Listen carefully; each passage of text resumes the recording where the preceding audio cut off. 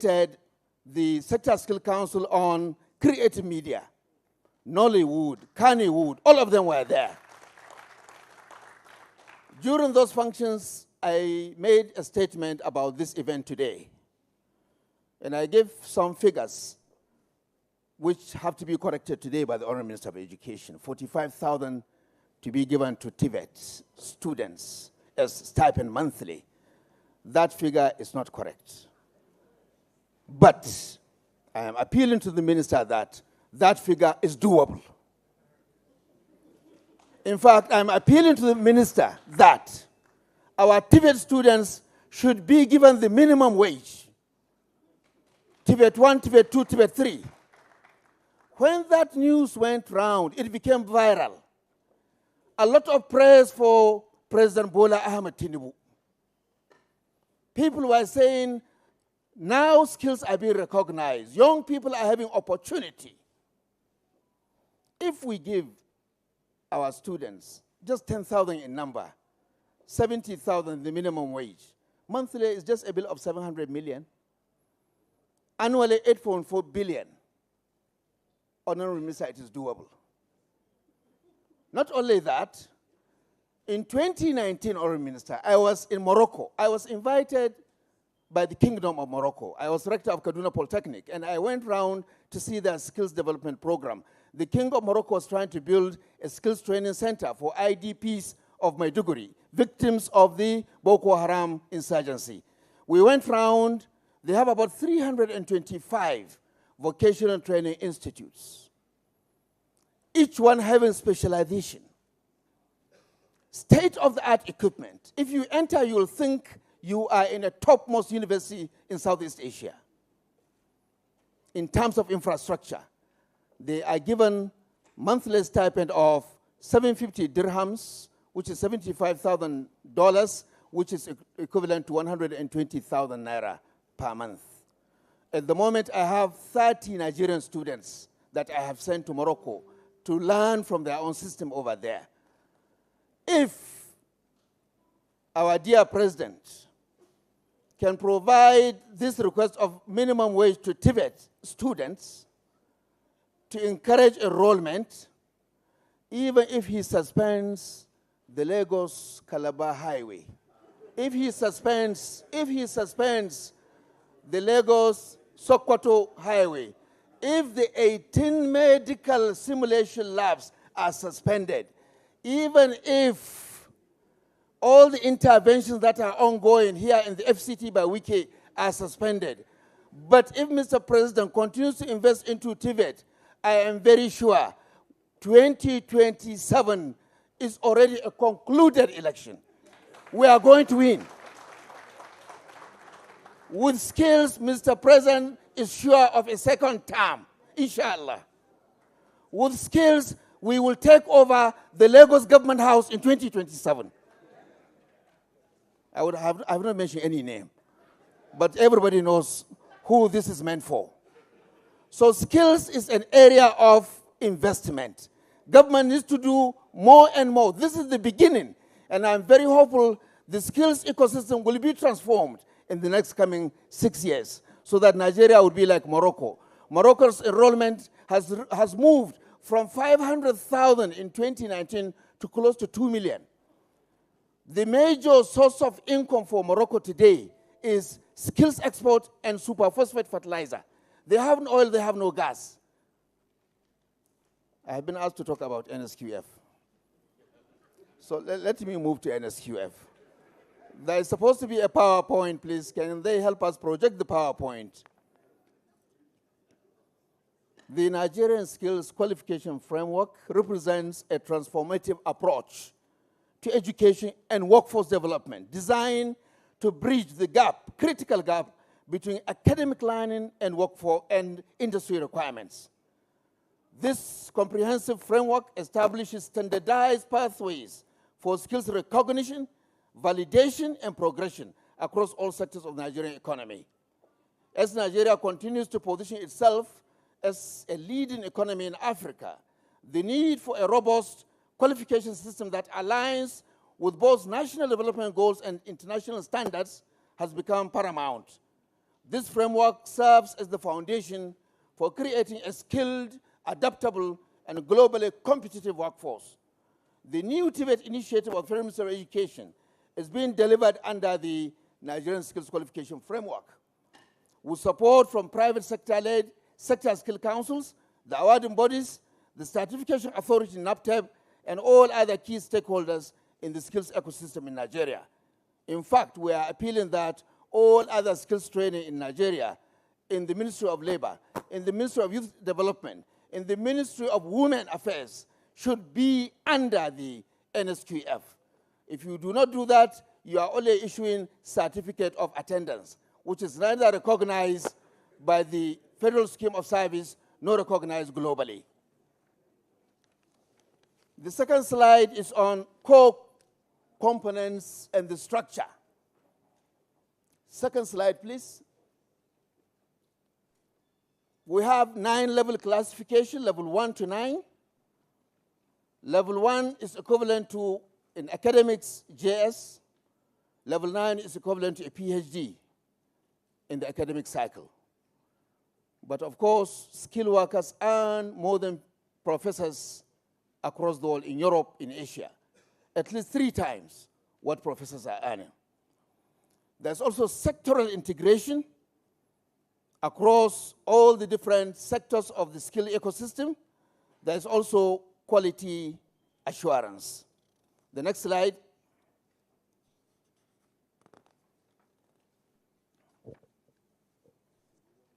Next slide, please. The benefits of the key stakeholders. Students and learners, they have a clear progression pathway from basic education to advanced qualifications. The enrollment shall also rise in the technical colleges. At the moment, we have only 129 technical colleges in Nigeria, as against 15,000 senior secondary schools. The figure is dismally low. With this enrollment, I am very sure many states will convert their ordinary secondary schools, conventional secondary schools, to technical colleges in order for them to enjoy this intervention of the Honorable Minister. There's also enhanced employability through industry-recognized credentials, flexible learning options, and a seamless transition between academics and vocational tracks. There are benefits for employers and industry, as listed there. Standardized skill sets ensuring predictable competency levels. The training under NSQF is done with industry. In fact, 80% is supposed to be hands-on. And that's why master craftspersons have been brought on board. The benefits for education institutions include unified standards promoting consistency and collaboration, improved standards and curricular alignment with industry demands, enhanced international recognition, and a streamlined accreditation and quality assurance process. Those are 2 major projects, AKK gas pipeline and another building construction in Abuja. These are skill sets. Skill sets for these projects are largely imported at the moment. A lot of construction sites in Abuja, they are using skilled workers from Togo and Benin. AKK gas pipeline, we counted only few hundreds when it was starting, while they needed 5,000 welders, scaffolders, and integrity testers. Next slide, please. These are the critical success factors, government's commitment. And that's why I'm saying we must allow this government to continue for for the next 6 years, so that this intervention can be sustained. This intervention is using the Nelfund platform, which has been a well-tested and trusted digital platform for disbursement. It's not like the trader money, which they used to distribute in the past. This is a digital platform, and there are no ghost workers there. There is also industry partnership. This is very important for success. We need to bring the private sector to buy into this intervention.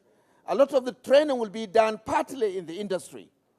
There's also a need for technology integration, robust digital platforms. All those who are applying have to go through a portal. And with MBT, NAPTEP, and the Federal Ministry of Education, we are also ensuring standard quality assurance in the system. The final slide, the next steps, immediate action. We must establish stakeholder consensus. I'm very sure the Federal Ministry of Labor is now convinced, and they are now going to be part of that consensus. We have to also identify, this launch, in fact, is a comprehensive awareness campaign targeting educational institutions, employers, and learners. The next step will be the medium-term goals, which may come in another 2 years or so. We have to complete the pilot program and evaluation and expand the coverage so that every technical college is covered, more skills training centers are also covered, as well as more master craftspersons are also involved. And we must ensure international recognition agreements so that products of this skills training can find their jobs easily across the world. In fact, the 30 students that I sent to Morocco, they are finishing training this June. Many of them said they will not come back to Nigeria. They will join the bandwagon and go to Europe and the Middle East. But I've told them, please come back home so that your parents can see you. And then you can take your visa and go wherever you want to go. In the long term, Honorable Minister, we must achieve full integration of what we are doing here with African Continental Skills Framework. This will allow free labor migration from Nigerian skilled workers across the African continent under the Continental Free Trade Zone. In conclusion, Honorable Minister, sir, the NSQF represents more than an educational reform. It is a strategic investment in our nation's future. Success requires collective commitment from all stakeholders to transform Nigeria's human capital development landscape and secure our position as Africa's leading economy. This is a major step in the renewed hope agenda, and all stakeholders are invited to buy in and promote NSQF. Finally, the last slide. I thank you for listening. We remain your skills, not just degrees, and may God bless you all. Thank you. Thank you very much. Please, another round of applause for him. He was moving like a train that you cannot stop. Thank you very much, sir. Very distinguished ladies and gentlemen, we continue in recognizing our dignitaries as they step into the hall. Permits me to recognize the presence of the Deputy Executive Secretary Services, UBEC, Tunde Ajibolu, MNI. Please, a round of applause for him. Thank you for coming, sir. Also, while he was presenting, we had the presence of the Executive Secretary, Tvet, Architect Sonny Echono, FNIA. I've just been reliably informed that we're still having technical issues with the video, and as such, the Honorable Minister has demanded that we progress with the activities.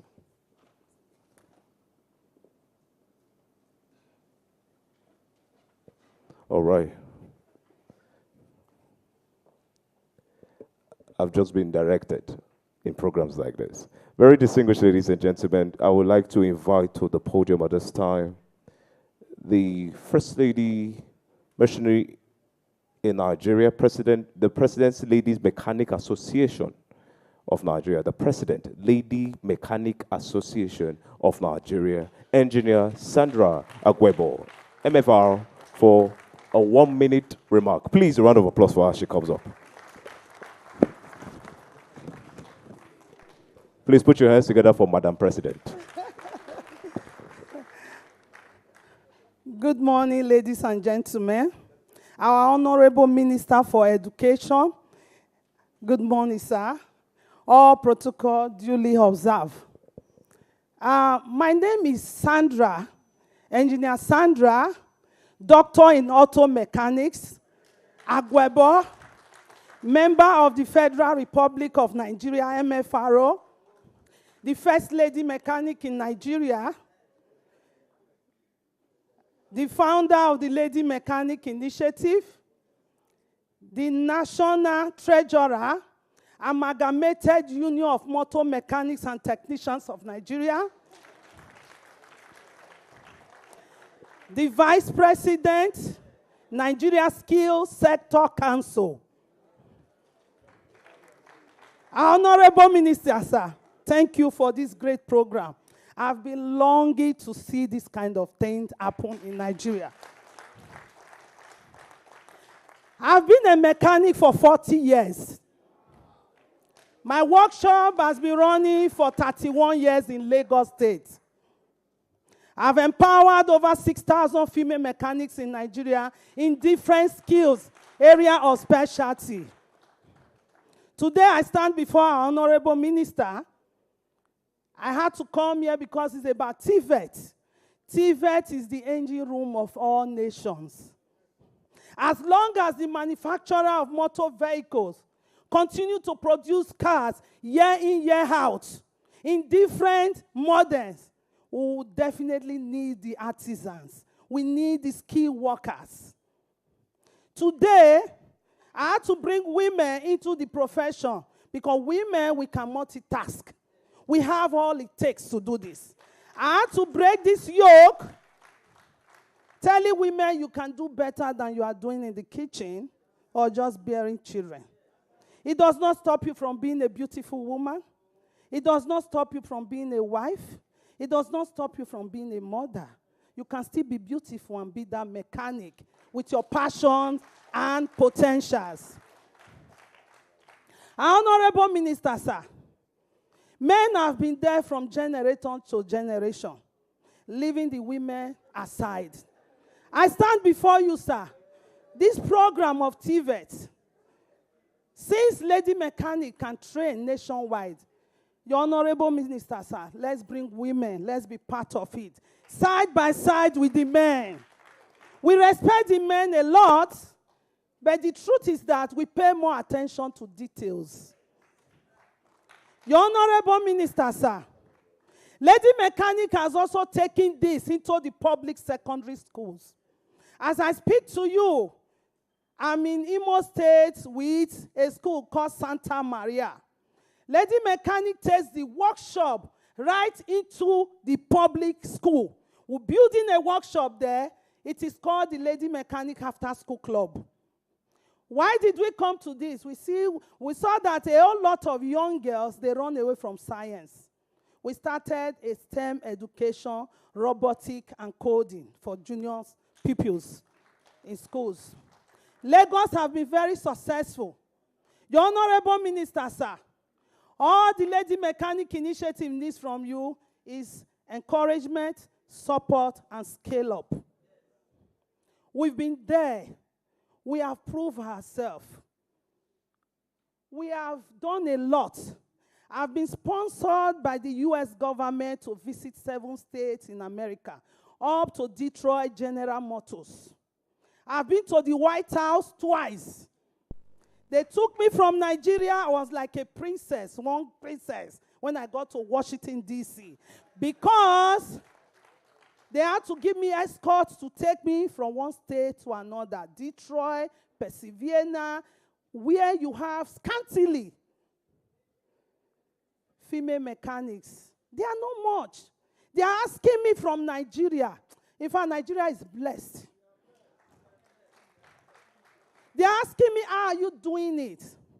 I will tell you, if you Google my name, you'll see all the things I've done. I don't want to say too much, but I've proved myself in Nigeria. I was in charge of so many governments of states, their maintenance and repairs of all their vehicles.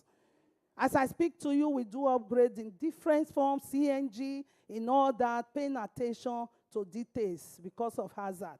Today, Honorable Minister, thank you, sir, for bringing Tvet, because we have to also look at not just the training, but the empowerment, sustainability. Why? Because if they finish working, where is the space to start doing their job? If they don't get a space, they run back to being a driver, Okada repairer.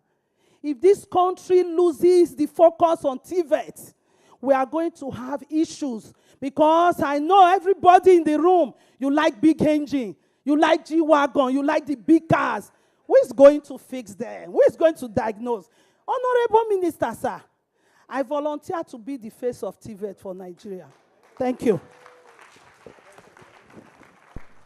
Please put your hands together for Madam President, the lady mechanic. Thank you very much.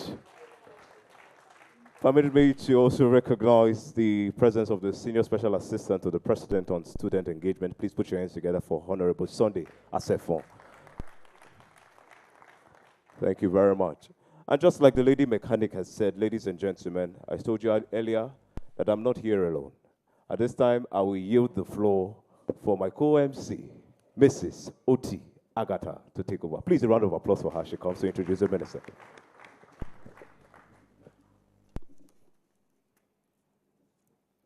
Ladies and gentlemen, I have the honor to invite the visionary leader. He is a sailor, he is a pilot. I call him an ambassador sent on a mission to the Federal Ministry of Education to revitalize the system, and above all, to digitalize the education sector. On that note, I call him the digital minister. Ladies and gentlemen, join me welcome the Honorable Minister of Education, Dr. Tunji Alausa, for his presentation. Your Excellency, sir. Thank you. Please, you may be seated. Thank you, thank you. Please be seated. I'm trying to curate a better way to do this. But everyone will agree with me today. Today is a great day for this nation. Like President Bola Ahmed Tinubu will always say, the youth are the heartbeat of this nation. And now today, we have a president in the person of President Bola Ahmed Tinubu that believes so much in the abilities, the capabilities, and the innate potentials of our youth. And that's why every day, once this president wakes up, one thing that bothers his mind is, how do I unleash the capabilities of this youth? And that's what the president has directed us to do. And that's what we're doing today. I'll coin the word from the years of MBTE, skills, not just degrees. If everybody would agree with me, about 40 years ago, both our technical and vocational education ran in parallel with our tertiary education. But over the last 20 years, we left that behind. We focused on tertiary education, but what did we do? We've been churning out graduates with no life skills. We have so much unemployment in this country. But we have very energetic youth. They want to learn. They want to be useful to themselves, useful to the society they live, useful to the country and the global world at large. And that's what this president, President Bola Ahmed Tinubu, has directed us to do. And that's what we're doing today. It's a great day for this nation. We're bringing what matters most back to our society. We're unlocking the innate capabilities of our youth. And women will be part of Tvet. Our Tvet agenda has been carefully curated to ensure that as men get in, women get in, it will be almost 50-50%. So you can best be reassured. Let me quickly begin, so I don't miss the protocol. Let me begin by recognizing my colleague, my dear sister, and she knows how much I feel about her. The country is lucky today to have the person of Professor Suwebat Sadamad as the Minister of State for Education. Highly cerebral, longitudinal direction and very expansive in our knowledge and experience. It was as if the day you were born, you were brought up for this job. Thank you so much for what you're doing for the education sector. And also, I know the Minister of Labor is represented here, and we're expecting the Minister of Youth in a minute. And also, I also would like to acknowledge all the work that our Permanent Secretary, Mr. Abel Eniton, is doing. Thank you so much. We appreciate all your work. There's several of our executive secretaries here, Executive Secretary of MBTE, Nigeria University Commission, and NCCE. We're now working together in tandem. We have a synergistic approach in the way we're transforming the education sector. The directors of the Federal Ministry of Education, that you've worked so hard. We're pushing you. You're working almost 16 hours a day now. We appreciate you. We know you, in the last almost 10 months, you've worked more than you've worked in the last 20 years. We appreciate that, all your work. And you're doing it with all the passion. So thank you. The country appreciates you. And also, let me also formally recognize the First Lady Mechanic, Engineer Sandra Agwebo. You spoke with passion, and this is what it is. It's like Tvet. It's like it's the most important part of any society, but it's been buried. And that's what we're seeing today. You saw please take a seat. You saw the banter between a representative of the Ministry of Labor and the Executive Secretary of MBTA. That's good. It shows one thing. Democracy is flourishing in Nigeria today under President Bola Ahmed Tinubu, where every single Nigerian can express their opinion without being vilified. That's good. But then, what does it mean? There's something missing that has been missing in our society, and that's Tvet. We're bringing it back. President Bola Ahmed Tinubu is bringing Tvet back. Let the nation, it's the beneficiary of all this. Now, members of the press, and before I recognize, ladies and gentlemen, let me carefully recognize my dear friend, Alhaji Baba Ishaku. Thank you. And I have to specifically recognize him. Once he heard about this Tvet, he came to my office and said, I'll do everything to support President Bola Ahmed Tinubu, to support Nigerian youth. I will build assembly plants of tricycles, renewable energy tricycles, and vehicles.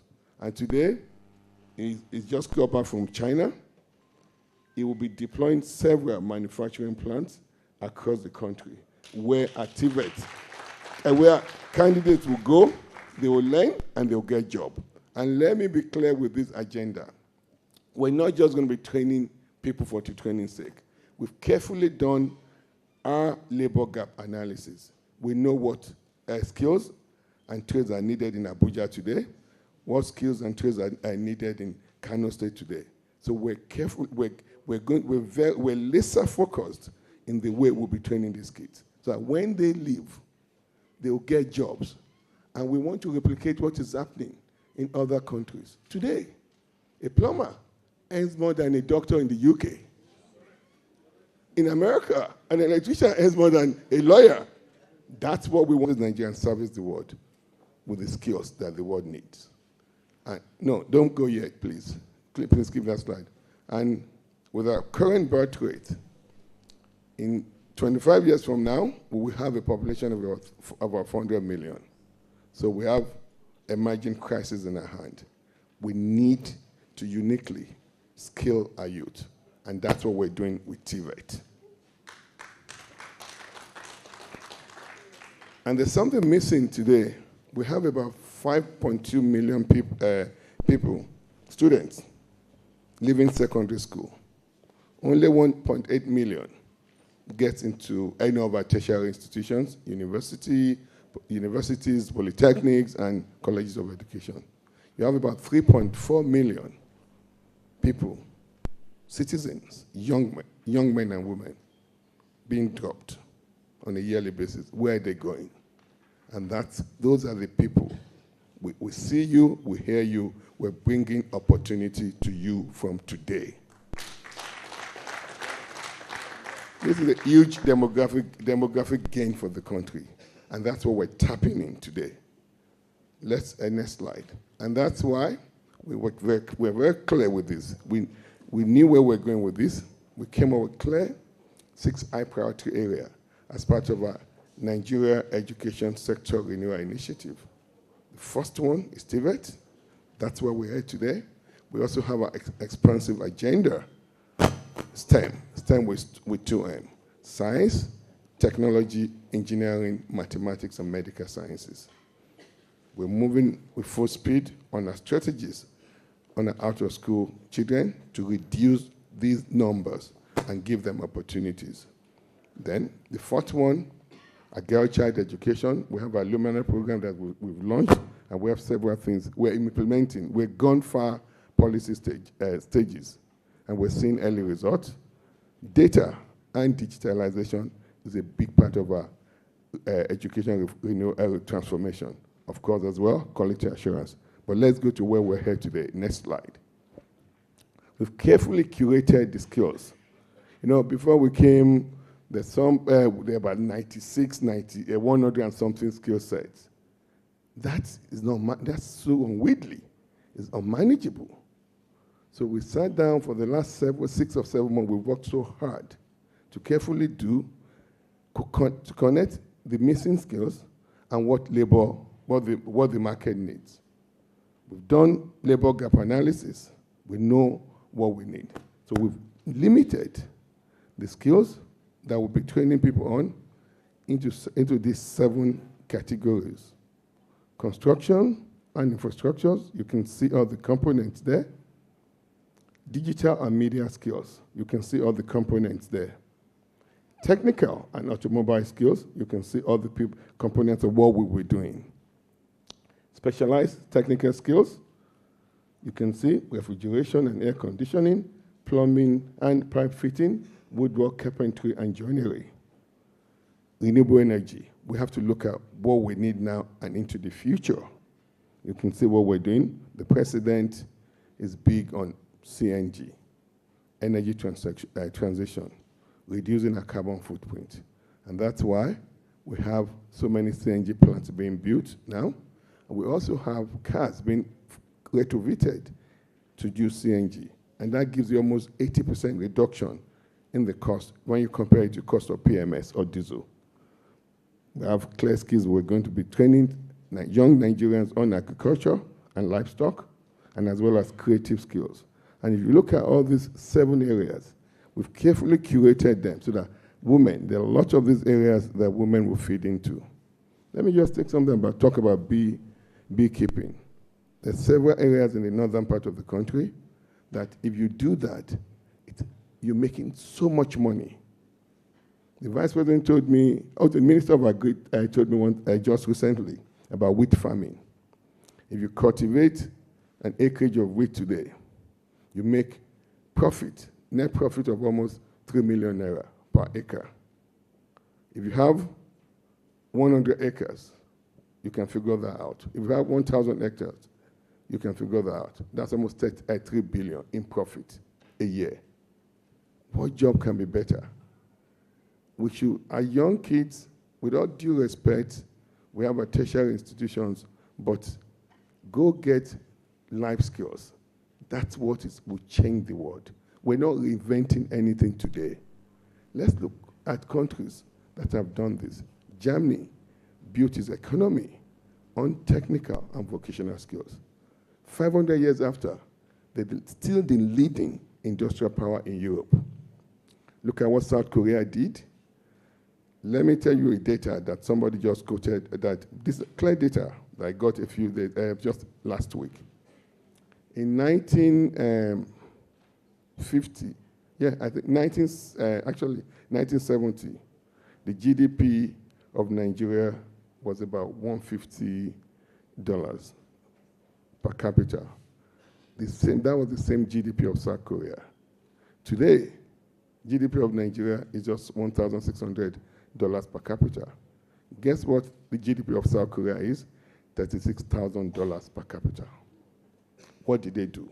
They did the right thing. They focused the economy, designed the economy based on technical, vocational skills so that they can, and they've remained the industrial power of South Asia today. Singapore is doing the same thing. China is doing the same thing. India is doing the same thing. So we're not reinventing the wheel here. We're just doing the right thing for this nation. We're doing the right things for our youth. And that's what this president, President Bola Ahmed Tinubu, wakes up every day to do the right thing for the youth of this country and for everybody. And I'll repeat myself, as we train these youths, we're mapping them to get jobs. They will be well trained. The main difference between what we're doing today is just not training for training's sake. We've carefully curated this with what I call reverse Pareto. Pareto rule. What's Pareto rule? Pareto is what success. Success is 20% policy and 80% implementation. So what we're doing with this Tvet program, we're only going to give them 20%. 20% of their time will be on didactics. 80% will be spent on practical skills. They will be at those centers. So by the time they are done, they're very, very well trained. They're confident in their abilities that they've gotten good skills. So this is a 360-degree change, a sea change that will drive our country into an industrial power, that will move our country from a resource-based to knowledge-based economy. Next slide. So we've carefully planned this out. You have the Master 6, Master 12, and the 3-year program. The Master 3, Master 6, we will use the skill training centers. And we're doing this, we're using a lot of private institutions that are accredited, that we've accredited and will be monitored. So we're creating a new, different value chain in a private sector education system. With the Master 6 program, 6-month skill training centers, this will be totally hands-on. Totally hands-on, and anybody can get in. You don't need any formal education. And at the end of it all, by the time you're finishing, you'll be NSQF certified. National Skill Qualification Framework. This is an international certification that will make you, your degree is valuable, is recognized anywhere in the world. You will get NSQF at the end of it all. And we've carefully partnered with all the sectors areas where we're all on board, and we're using a NAPTEP as a standard certification, but they will be the awarding body. They'll be listed, the various awarding body will be listed on that certificate. Now, and we've identified the courses, the skills that you can learn in 6 months. Master 12, that's our vocational enterprise institutions. Several of these were built many years ago. Government promised them that investors should go and build them. They trusted the government. They built these vocational enterprise institutions. Government did not patronize them. But let me tell you today, all the investors that have invested in this, you will now get value for your investment. We're patronizing you. We'll move a lot of money into this sector that will enable you to build more infrastructures, we skill and upskill your teachers so that you can give us the best. So we have that, the vocational enterprise institutions that we'll be using. There's some entry requirement for that. At the end of this all, NSQF certificate. 80% practical, 20% didactics. And I will now have a 3 years technical program at the federal and state technical institutions. The entry requirements, NECO, WAEC, and if you had previous learning skills, we can do your NSQ, get your NSQ, that gives you admission as well. At the end of it all, you'll get the National Technical Certificate and the National Board Certificate, as well as an NSQ certificate. Next slide. And now, What have we done different? What have we done differently? We are incentivizing our youth to get life skills. We will pay them $22,500 every month. Every month. We will pay their tuition fee at those skill technical centers, those vocational enterprise institutes, and also the federal technical colleges and the state technical colleges. We're not just going to pay these schools pittance. We're paying them decent amount of money so that they can have enough fund. We're building a different value chain in a technical and vocational education sector. So as many students you have, you get paid per student, but you're going to be carefully accredited based on the high standard we've set up, and this is being monitored by, this will be done by the MBT, Nigeria Board for Technical Education. As I told you earlier, we're focusing heavily on practical skills. They will spend 80% of their time, which averages to about 3.5 days, at these mastercraft centers. We've mapped out these mastercraft centers into the large industries, medium-sized industries, and smaller-sized industries, as well as the artisans out there that we're carefully vetting, accrediting. So let me give you an example here. We take an artisan that does tiling. We'll meet, how many students can you take? He says, I can take 10 students. We'll pay him $30,000 per month per student. So that's $300,000 of discretionary income to him. He will train those students, and what will happen? As he trains those students, he has 10 students to use to expand his business. He has 10 students additional to use to expand his business. And every month, if you look at that, $300,000 per month, once he expands the business, he can come back and say, oh, I can take 10 more. But what we will do, those artisans would have been pre-qualified, vetted, and we're just not going to leave it like that.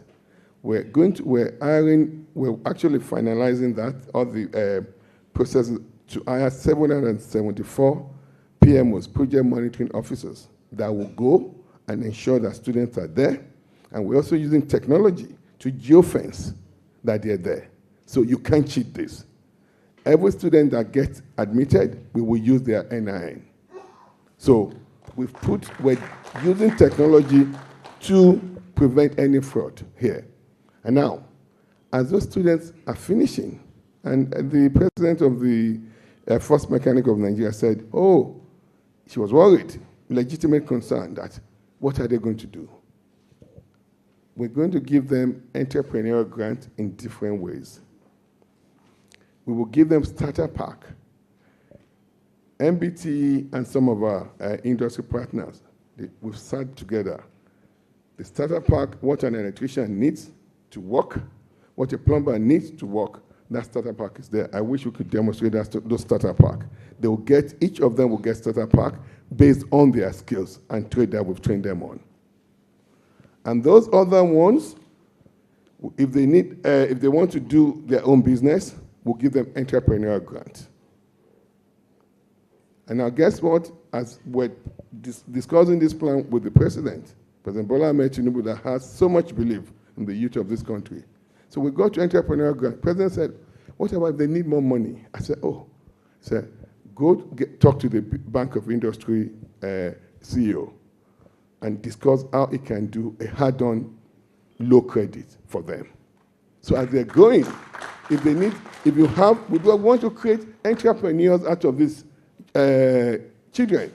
And guess what? Today, we're lucky we have youths that are endowed. They're very spirited. They want to succeed. They think big.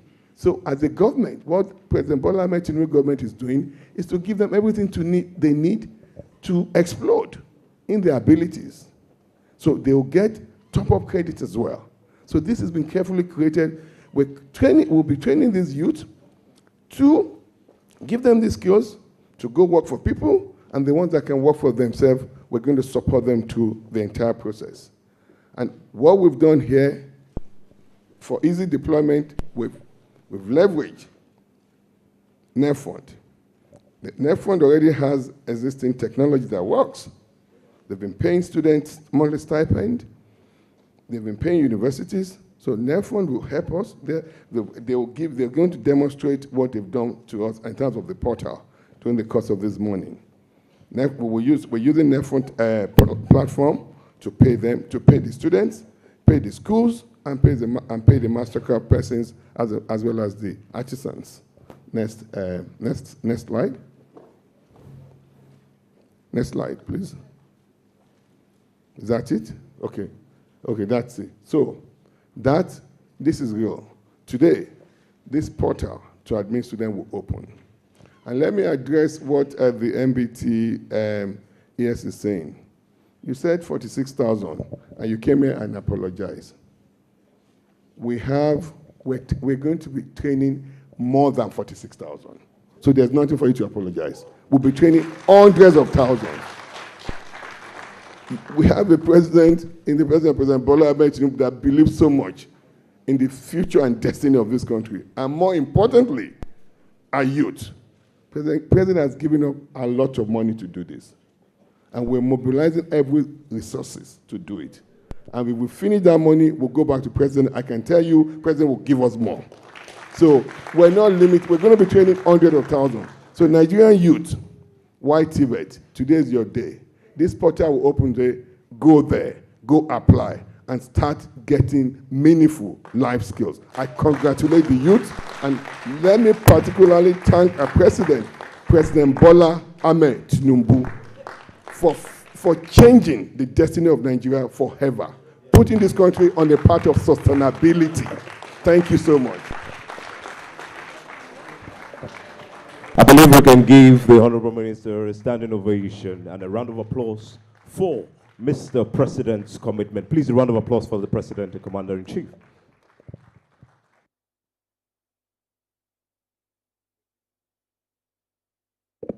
May please be seated. Thank you. Thank you very much, Honorable Minister, for that apt presentation. It was indeed captivating. Very distinguished ladies and gentlemen, we'll move to the next item on the agenda. I've been reliably informed by the technical crew that the videos are set for presentation, but we'll take the first one, which is on the demo on the trainee registration portal. And this is to be done by the Executive Director, Operations, NEL Fund, Mustafa Ilya. Good morning. With your permission, sir, I would like to stand on the existing protocol. We heard a lot about skills, and when you talk about skills, NEL Fund is not far away. So that's why the minister gave us this opportunity to say, NEL Fund, come join us, let's work together. Thank you, sir. Thank you for the opportunity. Can we have the video, please? So, because of time, we'll just have a walkthrough. So this is a video on how to apply. So there's a portal. The link will be mentioned after this. So when you get to the portal, there are lots of information about all the skills. There is how to apply and about. Let's continue, please. So you drill down, all the skills that the minister talked about are there. The next stage that happens is applicant will go to apply. The next stage is the applicant is going to put his NIN, that's National Identity Number, and his date of birth. So we are linked to NIN. So what we do directly, we don't take anything, we don't take applicant's name. We get the data direct from NIN. So the next step, the applicant will click proceed. So we check with the NIN to make sure you're a Nigerian. So you can see the number on there. It's automatically gotten from NIN. But what we did is, because we know a lot of people, the time they register for NIN, their number has changed. So we give the room to update the number. So after inserting the number and the email, then we go on proceed. So you will get an OTP. The applicant will get an OTP to his mobile number. So after inserting the OTP,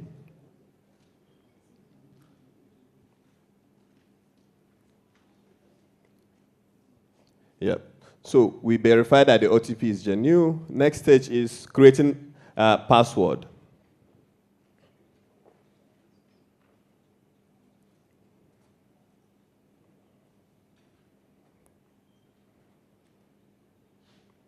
Continue. So we'll ask the applicant to log in because we want to make sure, yes, he can remember his password from the beginning. So we'll ask him to log in.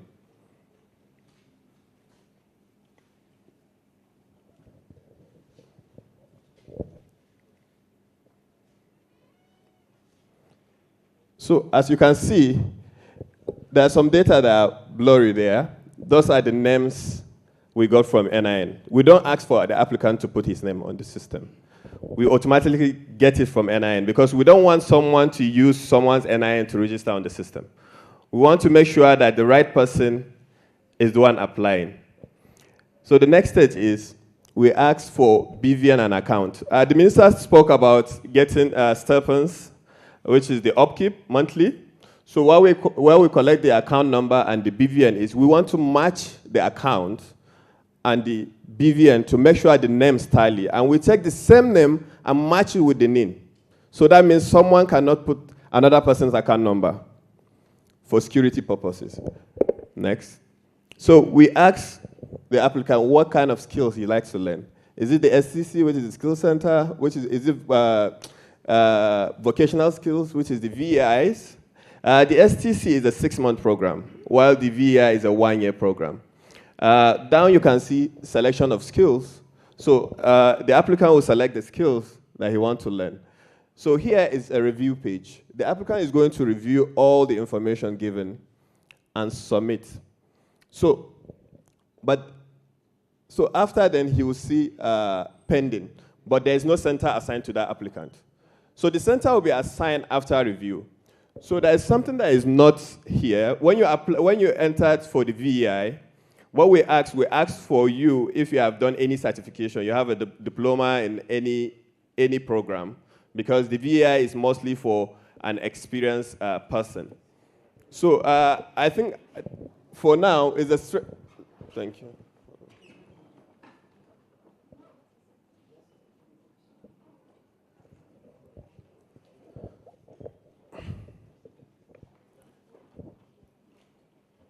Okay, so like I said, for the BEI, the applicant have to upload a certificate. So it's a straightforward application. It takes only 3 minutes to apply for the skills. And no one is excluded. If you are a Nigerian, you are eligible to apply. That's all for the applications. I would like to thank the Honorable Minister for acknowledging NELFund, because we've been working together. And the Honorable Minister, day and night, he will call us. Come, I have an idea. Why don't we change this? Let's put this. So most of this thing that you see here is not NELFund per se. Mostly it's from the minister. Please, let's clap for him. Thank you. Thank you very much. Thank you very much. Please, another round of applause for the Honorable Minister for his foresight and his vision coming to reality. While the presentation was ongoing, we had the privilege of welcoming the Honorable Minister of Youth Development, my comrade. Very distinguished ladies and gentlemen, please put your hands together for Comrade Ayodele Olawande. Welcome, Your Excellency. All right, we move straight to the next video projection. I believe that has been sorted, and we'll take the documentary on Tvet reform. Audiovisual, please take it away.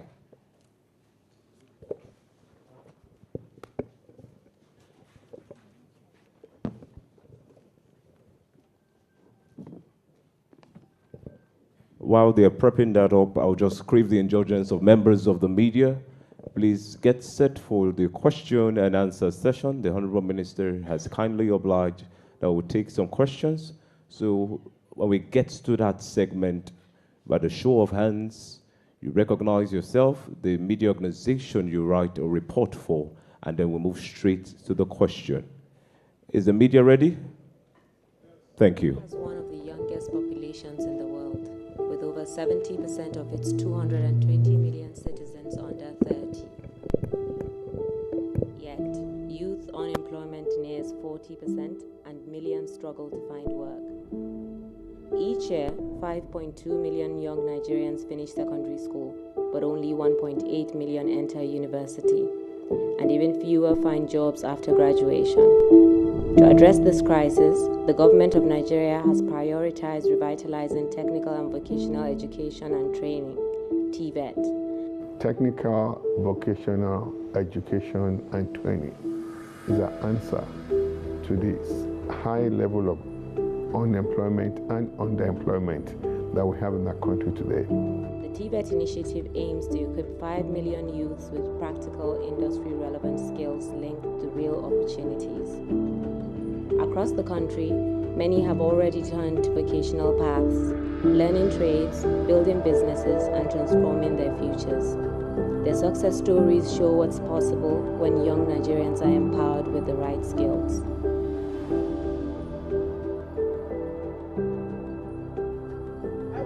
Workshop 1985 to start learning how to fix cars. I was very young, age 11 or 12, and since then I've been in the profession.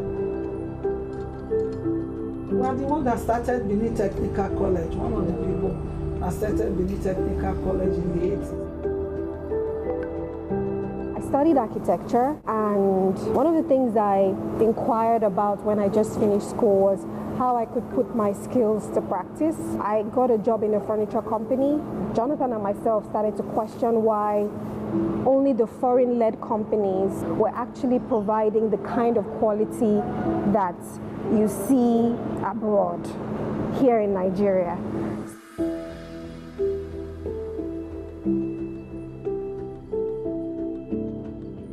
No, I didn't actually study animal science or animal production in the university. I actually went to a flight school. I started a long time ago when I was a kid. It organically, grew into a business. It was more of a hobby when I started. And as I grew older, I started keeping bigger animals. I actually started out by becoming an engineer. Then down the line, that did not work out. Then I had the option again of choosing between my passion, which is my vocation, or what I studied in school. And in all honesty, I decided to follow my passion. In the beginning, there was a lot of doubt. We didn't have the factory you see here today. We didn't have the money. This company was essentially bootstrapped from the beginning. We've gone from having a very small workshop with maybe about 10 people to a company growing strong, over 250 people as we speak. I think one of the first audacious thing I did was to create a ready-to-wear boutique for ready-to-wear kaftans. When I started there, everybody thought I was crazy. Today, when I did it in 2019, they didn't understand it. 2025, everybody's on it. We did an initiative with the government in Yola and thereabouts, and it was communities that didn't have access to electricity.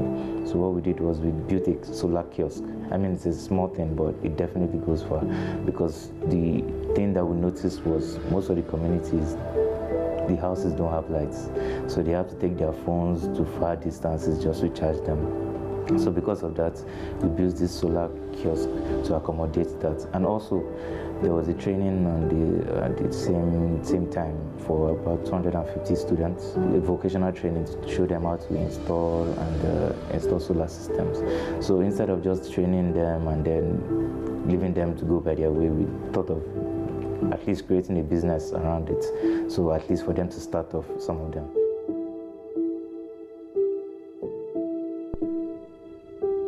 Our business model is built around taking people off the streets and training them and giving them a skill set. So sitting here, we've taken up off the community that are working with us at the moment. A few of them have worked with us over a decade, well trained now and well sorted after in the society actually when it comes to woodwork. The future of Nigerian agricultural sector is bright. With the right knowledge and skills, because we have everything. God has given us a very fertile land. We've got rainfall. So all is left is just the skills, to be honest. My dream for Nigeria is, at a particular point in the next maybe let's say 5, 10 years, whichever time, is for every house to have backup electricity, for every house to be able to power itself, for every business to be able to power itself, for any schools, hospitals to be able to power themselves or have alternative energy. And the best way for us to deploy that is through vocational training, because there are only a few of us that are still doing this. We need more hands on deck. We need the technology to spread as fast as it can. And for it to spread as fast as it can, we need more professionals, we need more people that are involved in the business. So please, we need more vocational training. Everything is just given to us by God, but it's just left for us to put in the work and stay consistent. And then Nigeria will be a powerhouse in agriculture, and we'll get to be self-sufficient. We don't have to import food, and it's going to provide lots of jobs. You go far alone, and you go farther together. So everything I think I am doing at this stage of my life, it's to be able to tell the generation after me that this is the blueprint.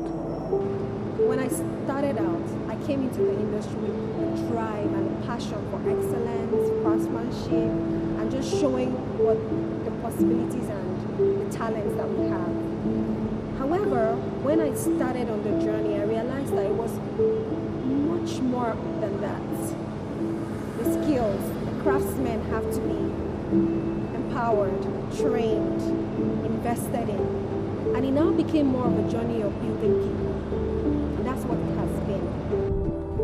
People see the Tvet like you being a mechanic. They think, oh, it's a dirty job, I cannot do this. But I tell them that your dirty hands is a gold mine. So the government have a whole lot of work to do.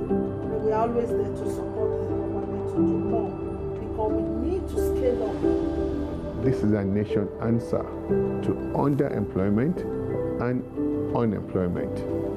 We're modernizing training, aligning skills with industry needs, and building a future where every Nigerian has a chance to thrive. This is your time. Acquire a skill. Build your future. Build Nigeria's future.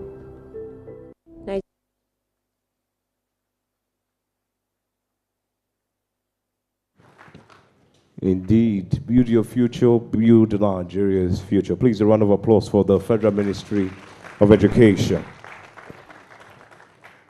With the kind permission of the Honorable Minister, at this time I would like to invite the Honorable Minister of Youth, Comrade Ayodele Olawande, for his goodwill message. Please, a round of applause for my comrade. Well done, sir. Thank you very much. I was given 5 minutes. And I have a lot of protocol. Let me first apologize. You know, when you're in the teacher's terrain, a lot of people may have been thinking that this young man is just coming. Let me apologize for coming late. I was outside Abuja. I need to try as much as possible. And for those of us that are still young, we are not as old as them. And you can see that I'm the only young person sitting down there. I've been looking at my left and right. So let me use that opportunity, and as a proper Yoruba boy, to say that with due respect, sirs, I stand on all the protocols that they've been saying since morning, using my own. They are all my fathers, you can imagine, and mothers. Excluding the professor. And she's the youngest professor in their midst. Thank you very much, sir, for giving us this opportunity. Let me just stand on all existing protocol, the former this, former that, all of us. And let me thank this ministry for changing the narrative. And apparently this is what the president wants, and this is what we're known for. I think I'm happy to join you to this important press conference launching of a technical and vocational educational training. What the Ministry of Education is doing with Tvet program is a bold, very bold step. It is what we need to do now to create the atmosphere for the youth, even from their educational life. Tvet will give young people the opportunity to practice and to get the skills, knowledge they need to succeed in the 21st century of our economy. With our vibrant and dynamic youth population now, you will agree with me that no Nigerian youth that is lazy. Most of the Nigerian youth, all of us are hardworking. We just need a tip. We need those that can make our struggles be sensible. And this is one of those things you are seeing now. It is no doubt again that when majority of you want to write your speech, it has getting away from speech to slogan that we are the 70% population of the country. But I think you people are putting more attention on us now so that the 70% will not send you inside. The potential of Nigerian youth, one of it is the greatest asset that we have in this country. This is why every stakeholders, and I've said this, when you are in government and you are collaborating and you look inward to what has been done before, you will discover that things move straight. This is the government that all of us are working together and in the leadership of the president to create a key initiatives for job creations and entrepreneurship. Let me also tell you that Tvet is not just a training. It is also about transformation. It is about reducing unemployment because everybody cannot be civil servants. If I ask now that the civil servants should stand up and look at them, you will know that they even need money. So they need this training. So I think it is good. It is about closing the gap of the skills. Both we can invite those old ones too to join us. But again, this program is the best ever to close the gap of the skills about promoting innovation. Therefore, I commend the Minister of Education, the Ministers of Education, and all development partners. I remembered when I was given the opportunity to serve as the Minister of State of Youth Development. My major slogan and my major outfit, wherever I go to, is one youth, two skills. That's a campaign. That in 2 years' time, we want to try as much as possible to skill over 7 million youth. And a lot of people say that we, the politicians, we started again. Thank God, I will mention his name this time around. I will leave the father somewhere and mention his name to tell you that we are very proud of him. Thank God, Dr. I will mention it in full, so I'll call his father's name so they won't remember. Dr. Alausa has done it again, that we are proving to you that we can and we will create skilled, professionally, over 7 million Nigerian youths. Let me also let you know that in the Ministry of Youth Development, we've tried as much as possible to look inward, to build our own Coursera, whereby skills also will be getting in your different language, whereby people can even move from Tvet to near gig to start employing people. That is when the collaboration starts. And I am also here to announce to you again and again that the president also launched Nigerian Youth Academy, which everything about it is about skills. Is that we skill now? Is that we skill now, or we started skilling ourselves? My deep gratitude goes to you, sir, and ma, the doctor and the professor. This is a break lines for this initiative to come to pass. We are I am solidly behind you, sir. And I will always do everything. And when we said Renew Hope Agenda, we are not saying it because we want to flatter you. Me, I'm not talking because I want you to laugh. I'm always saying this so that you will know that we are serious about this renewed hope. It is not easy. I know how it is. A youth, at least a youth in Nigeria start from 40, Abi. A youth in Nigeria for 40 years old that have not felt the government before, that have not seen the government before, and that have not touched the government before, you can't blame us. If we are agitating, if we are putting a lot of things in place and saying no, this and this, it's because of a leadership. And thank God for President Bola Ahmed Tinubu not looking at the first tenure, not looking at whatever obstacles that may be in the front of everything, saying that we must take decisions. And decisions start from the roots. And where's the root? The education. And now we're having another additional skills of scaling our skills.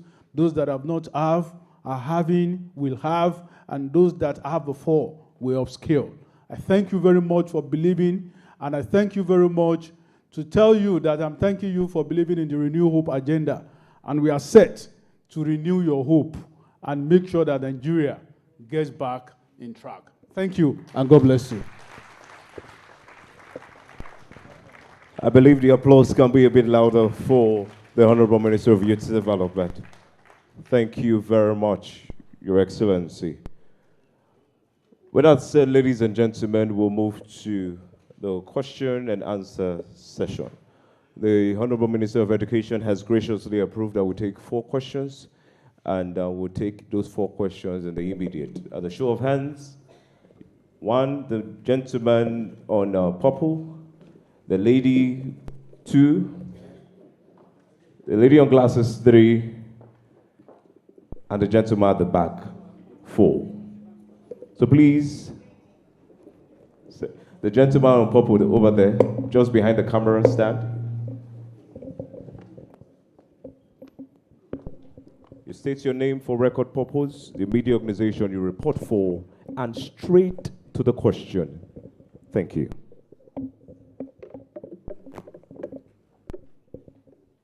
Honorable Minister, sir, Ma, my name is Lucky Obewo Isawode, and I work for Channels Television. My question is, how does the Tvet initiative align with national economic and job creation goals? Because at the end of the day, you train them and they don't have jobs or they don't have places of primary assignment. How does this affect us?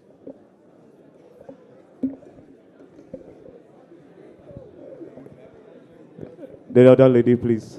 The lady. Sorry, ma'am. Not the. Let's go.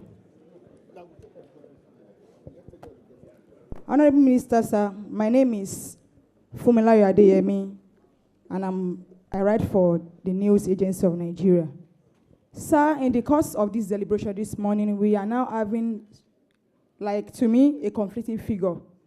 Minister of Education, you said we are going to be training over 100,000 youths. The Minister of Youth has said 7 million. So please, we want to have the right figure, and then the projection. How many years are we looking at to train these youth? Then my second question is, how is the ministry ensuring inclusion, particularly with persons with disability, and then the youths in the rural areas? Thank you, sir. Thank you. My name is Juliet Obata from Arise News. I'd like to ask, is there a strategy to involve the private sector in scaling this initiative? And I'm also concerned about sustainability. Beyond this first phase, what happens next? Please help me retrieve that microphone. Give it to the lady at the back there, please. The lady, please, no, not that lady, the other lady at the back, please. Thank you. There's an order to things. The lady in glasses and the gentleman waving his hand at the back. My name is Patience Olumati, Radio Nigeria. My questions are, does the government have a set target for the number of youths they want to bring on this project? That's one. And then 2, is there a specific amount earmarked for this project? Thank you. The gentleman at the back, please.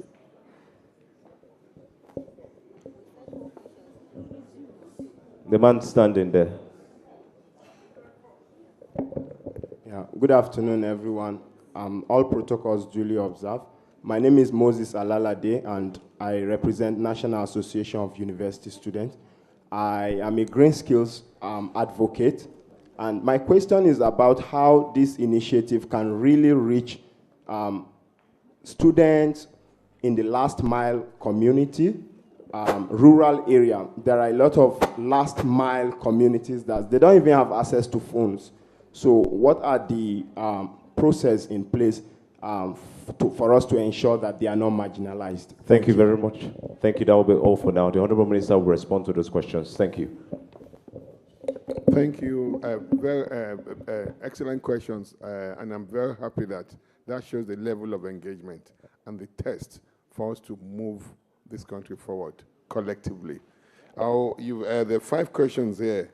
I'll let my colleague, the Minister of State, to answer the first one. How does Tvet initiative align with the job goals?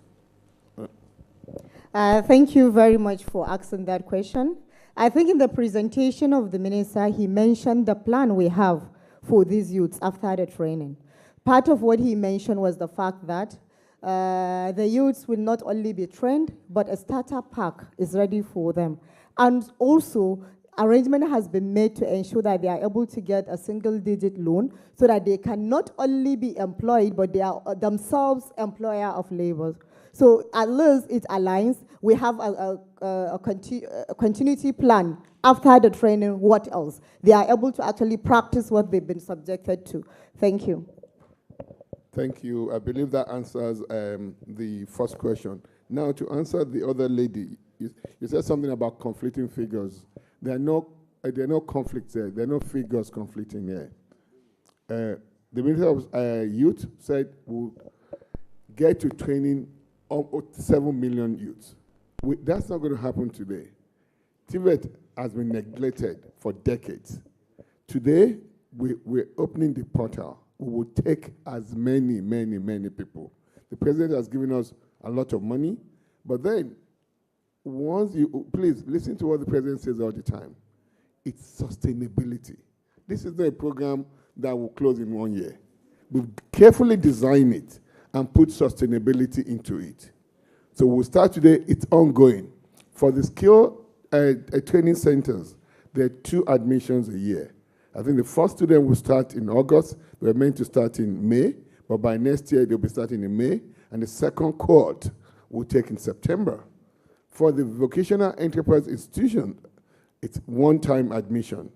For the federal technical colleges as well, and state technical colleges, we have 1 year, one admission a year. So it's an ongoing thing. And we've built, and I'll use this to answer the other lady that said, what sustainability have we built in here? This is going to be a program, training that will be eternal. Tvet Fund, everybody will agree with me. Tvet Fund has performed incredibly well for our tertiary institutions. And with this government, it's a one-government approach. There's so much cohesion among all the ministries, among all the agencies. And that's what the President has directed us to do. We're leveraging institutions that have performed well. We don't want to invent any wheel here. We've worked with Tvet Fund, and the President has directed that 5% of total Tvet Fund budget, year over year, will go into Tvet, technical, vocational, education, and training. So that's the sustainability part that is built in that. And let me also tell you what we haven't said is that a lot of this will be free, and as we deplete the budget for the year, the second phase will come in. We will use Tvet money. We will use NER Fund money to continue. So we're very well resourced. This Tvet initiative is a well resourced initiative. So we're not going to run out of money. We also have some World Bank loan that's not been that is for skills under the Federal Ministry of Education. We just met with World Bank team yesterday. we're repurposing this loan to fit into this Tvet, our Tvet initiative. So we've expanded the a la carte of where these funding sources will come from. So this is sustainability. And let me now go back to the number you said. I'm sure today what 50,000 people will apply. We will take everybody. It's a continuum. We're building up. So we will get to 5 million, 7 million. We will surpass that years to come. So that's that. Then the private sector, you see, we have to, as we look at the economy, the private sector is doing well. So, and what government needs to do is to be the enabler of the private sector. And that's why we've designed all this program. We worked with the private sector from concept to where we are today. And we're unleashing a lot of these resources into the private sector. That's why all the skilled training centers are privately owned. All the vocational enterprise institutions are privately owned. So billions of government money will go into the private sector. We want to build a new ecosystem of technical and vocational education in the private sector. And you said does the government have set time for the numbers? I answered that. It's going to build on. It's going to be accretive, month over month and years over years. And I want you to hold us accountable. Government of President Bola Ahmed Tinubu is accountable, 100% accountable to the citizens of this country. Please, reporters, hold us accountable. This has been carefully, we spent about 7 months to carefully connect all the dots here. This is a program that will work for Nigeria, and that will work for Nigerian youths. Now, and I said, everybody, no one will be left behind.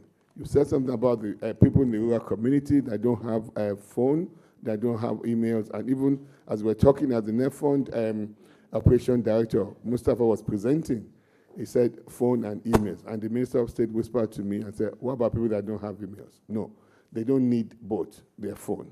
Now, we've done a lot of advocacies on this. They will use, we have other processes that we use. They can call us, we'll talk to them. But you have to be careful here. We're using those skill training centers at those communities. They've all been carefully mapped out. They've all been accredited. This is just not open to everyone. We'll accredit you, we'll show you're meeting a standard. Once we have that, at least we'll have the contact, we have the number of the owner of that skill training center. So if people in the rural community, if they go to those centers, we verify them, we have to verify, but everybody must have a name. We can use that training center as a portal to register those students. So that's been carefully covered. And we've done a lot of advocacy work. We're going to have ongoing advocacy work, advocacy as well. So I believe we've answered all the questions. Thank you so much, everyone, for your attention, for the interest. It's a great day. It's a new day for this country. And for our students, and let me close this, our students in the federal technical colleges, your tuition now will be free. So your free food, free boarding, free. And also it will be free, 100% free. So you will get free education in our federal technical colleges. Thank you.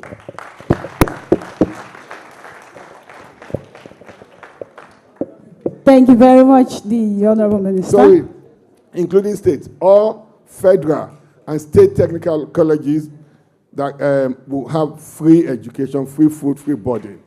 The government will pay for it. The government will pay for it.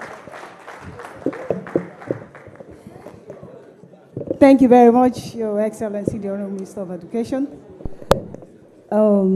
It's common to understand that if you go to a place... One more thing, the Minister of Youth was asking me that the stipend is 22,500 monthly for every student.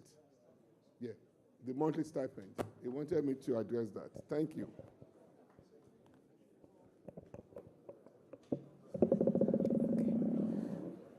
Ladies and gentlemen, it won't be complete if you go to a place and the landlord of the land does not speak. That means you have not arrived.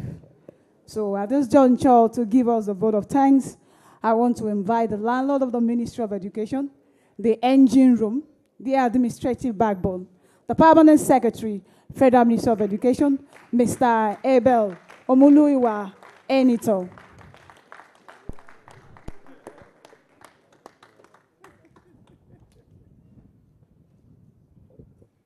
She says, I'm the landlord. Yet I don't own the land. The landlord is here, seated. Permission to speak, please. Honestly, it can't be better than this. Free technical education. Even in Freetown, it can't be this free.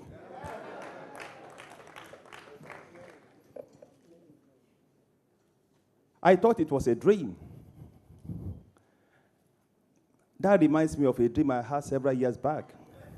I dreamed that I was spending money, people were spending money, giving me money, I was praying, the drums were beating, people were singing, and I was enjoying the dream until my brother came and woke me up and said the landlord is at the door.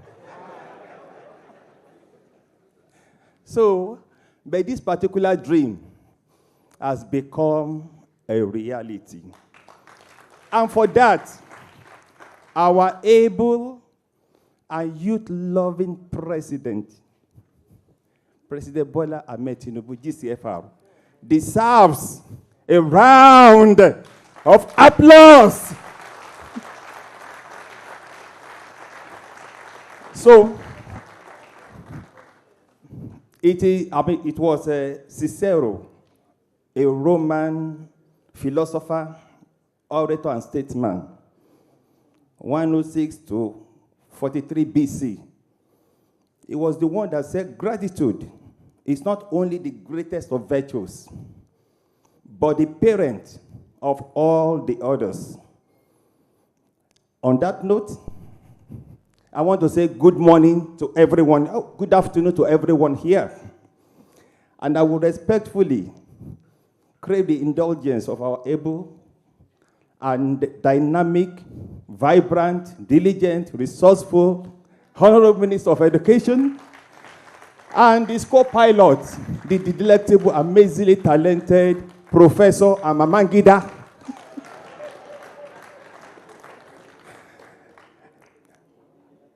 Yes.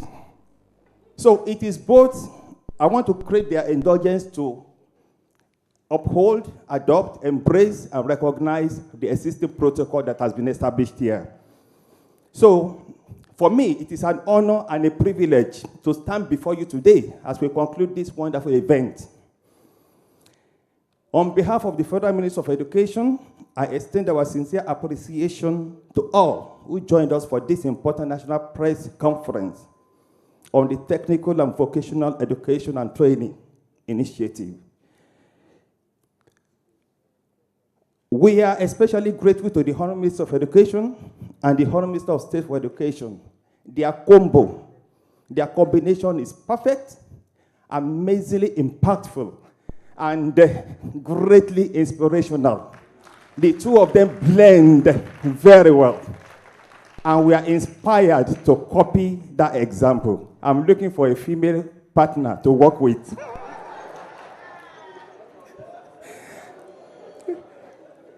We want to thank you, our valued stakeholders, both in the private sector, our development partners, civil society, media, and education institutions, whose collaboration is crucial to the success of this transformative initiative.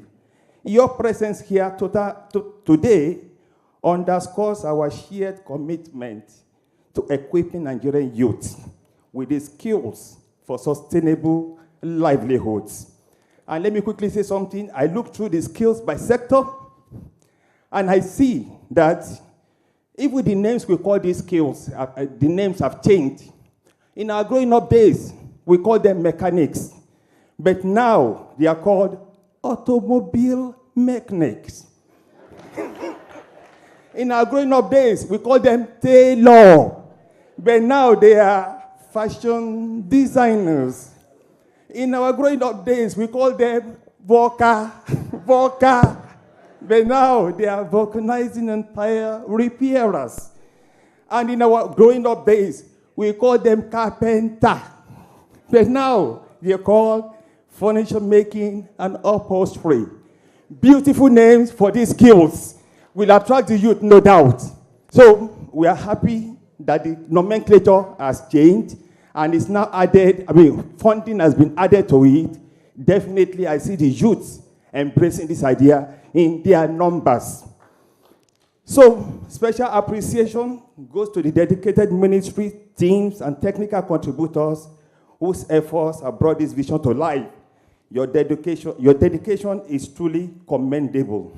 Ladies and gentlemen, as we move forward, we reaffirm our commitment to delivering accessible, high quality and relevant technical and vocational education. With continued collaboration, we are confident that this initiative will help build a new generation of skilled professionals and innovators for economic transformation on a sustainable basis. Once again, I thank you for your time, your patience, and your goodwill. Your support has been the wind beneath our wings in the Federal Ministry of Education, and we thank you for lifting us up, and higher, higher, higher.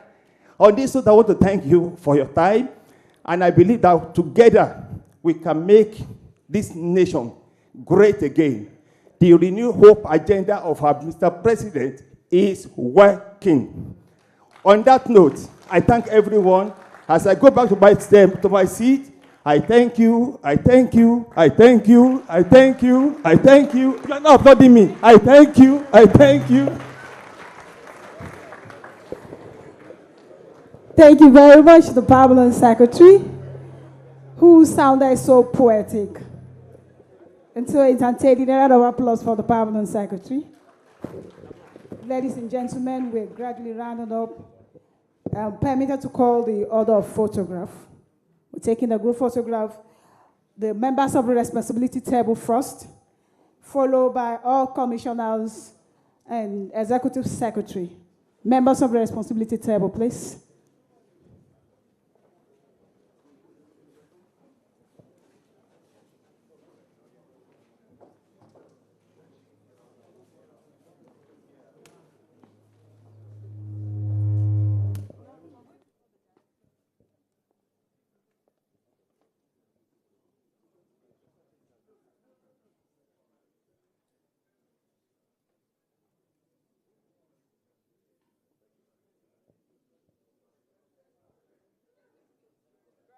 All commissioners and executive secretary.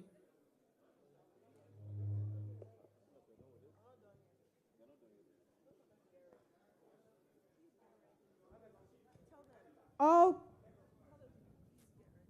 honorable commissioners and executive secretary, please get ready. They're already here.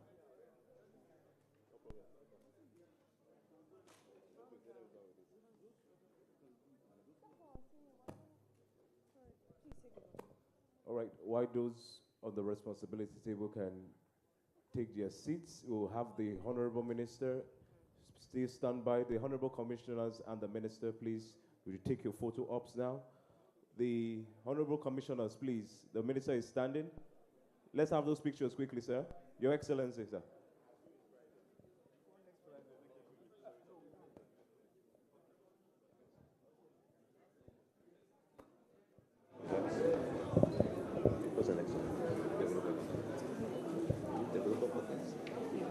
All development partners, please get ready. As soon as we're done with this, you're coming up next. Directors will follow the development partners, please. Thank you. Are we good? All right. Development partners and FME directors present here.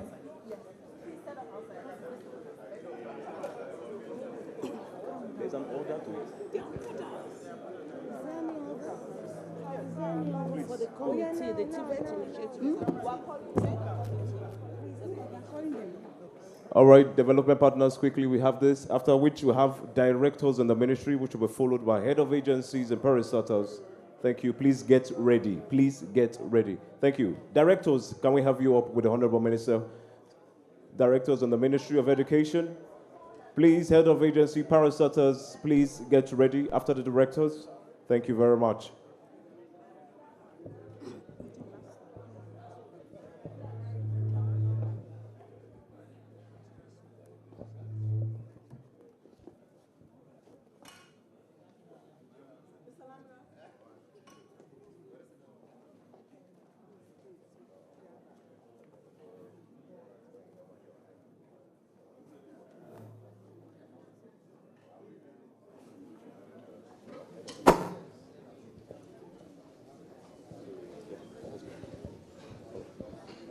So we have the head of agencies, please. We'll take a picture with the Honorable Minister.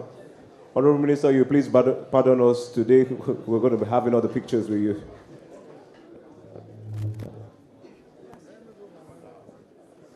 Tvet committee members, please get ready. Tvet committee members, please get ready after the picture with the executives.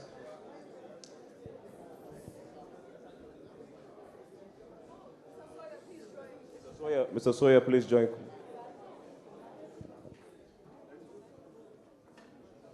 Please, let's capture a full photograph. This picture is very important to me.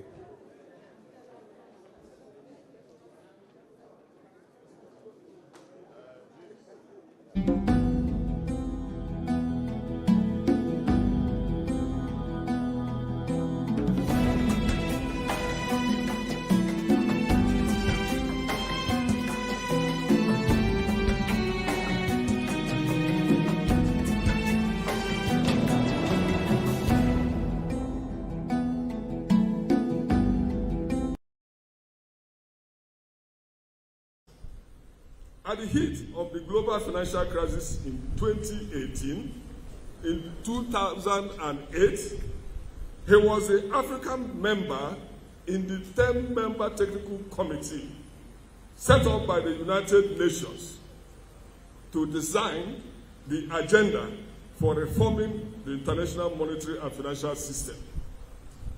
He served as a member of the Chief Economist Advisory Council of the World Bank from 2005 to 2012. Member of the International Advisory Group, UK Defeat.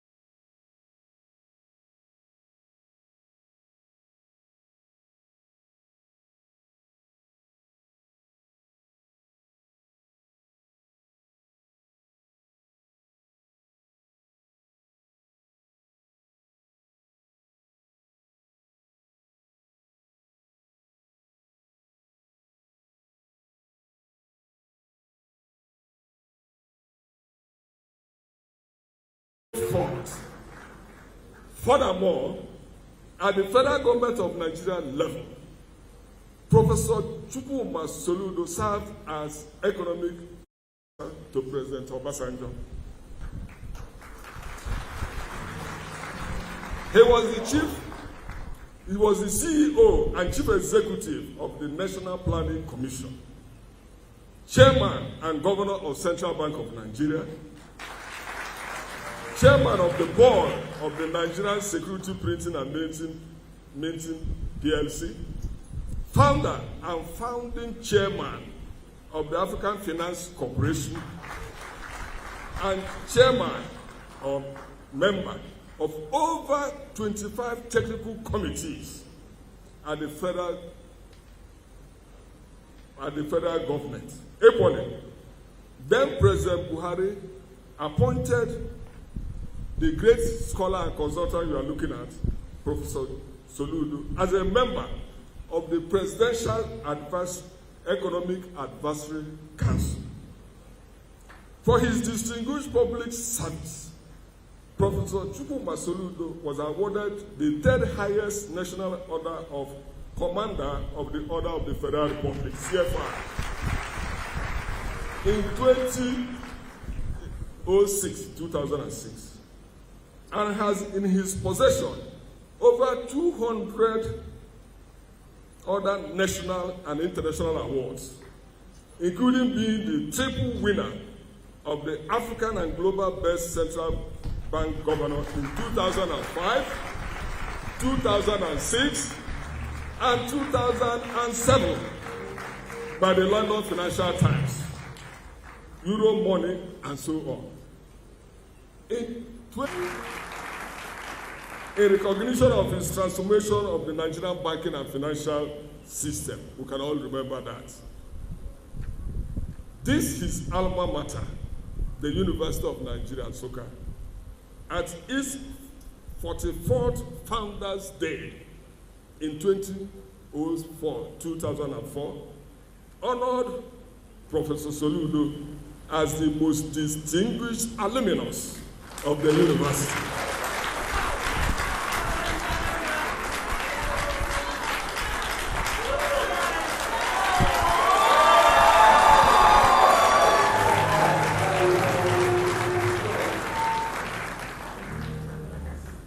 Professor Chukwuma Soludo has been variously recognized internationally among the top 100 most influential Africans.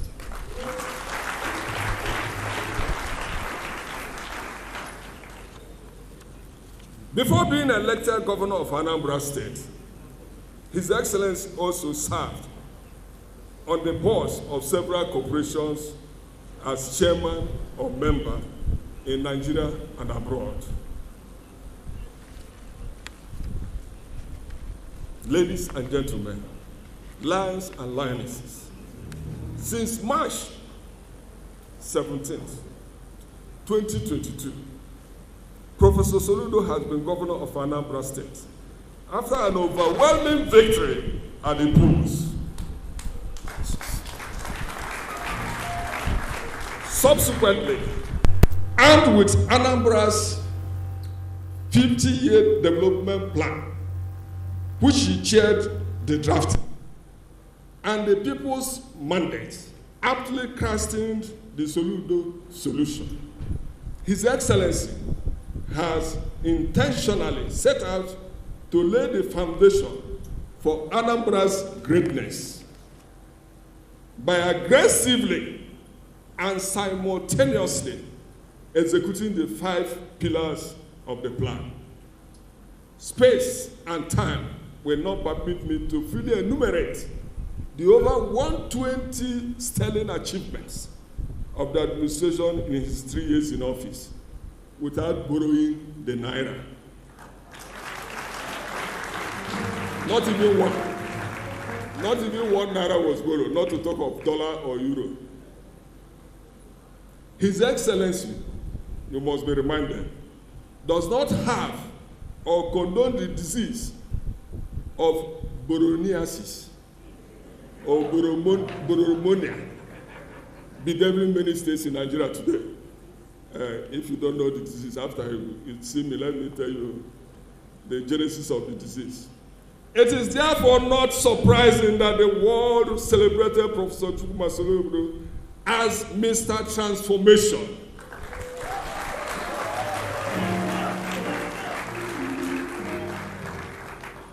In Anambra State, the people say that solution is here. and Anambra is rising.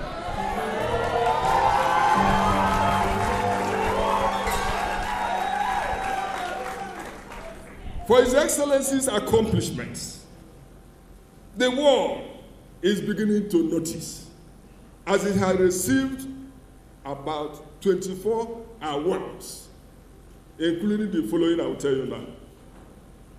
The 2023 Champion Newspaper Governor of the Year Award on Infrastructure and Rural Development, and we are seeing them today. The Pharmaceutical Society of Nigeria Personality of the Year Award. Dr. Michael Okpara Leadership Prize 2024. Best State in Digital Technology Development. Best State in Digital Infrastructure Technology Development. The Primary Health Care Leadership Award as the Southeast Region and National Best in Primary Health Care Development. Winning a cash prize of $1.2 million United States dollars. Times that by 1,600 and you get the Naira, and you will clap more when you convert it to Naira. Anambra State ranked #1 in fiscal transparency by Budget It, and among the top 5 most financially sustainable states. He also had the award of the 2024 Sun Newspaper Governor of the Year. Also, the 2024 Vanguard Newspaper Good Governance Award. Also, the 2024 Daily Independent Newspaper Governor of the Year on Urban Renewal. If you go to Onitsha, you will understand why this one came very easy for him. Workers' Beacon of Hope Award, wait for it, by the Nigerian Labour Congress and the Trade Union Congress 2025. And so on, and so on, and so on. Otherwise, I would have been going with our excellencies. His Excellency will be Mr. Chairman and the acting Vice Chancellor of the University of Nigeria. Ladies and gentlemen, lions and lionesses, I have the singular privilege and honor to hereby humbly present to you, with a heart full of joy and gratitude to the Almighty God, the celebrated and cerebral Charlie Wambafo, Duko Udo Isofia, Odonibo Aguata na Urumba, Odenji Agulere, Oluwatogu of Anambra State, and indeed our own Professor of Economics, Mr. Solution, Professor Charles Tuguma Soludo.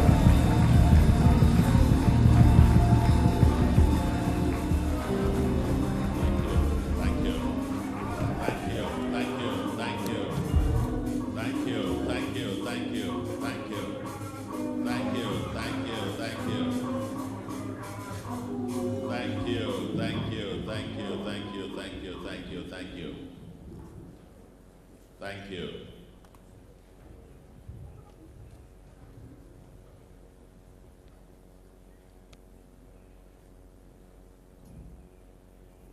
Thank you.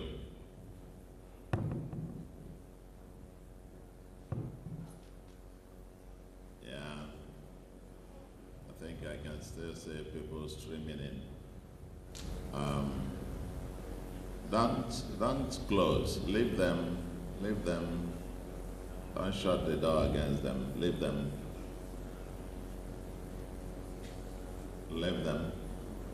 Some may have just finished their lectures and they want to join. So let them join.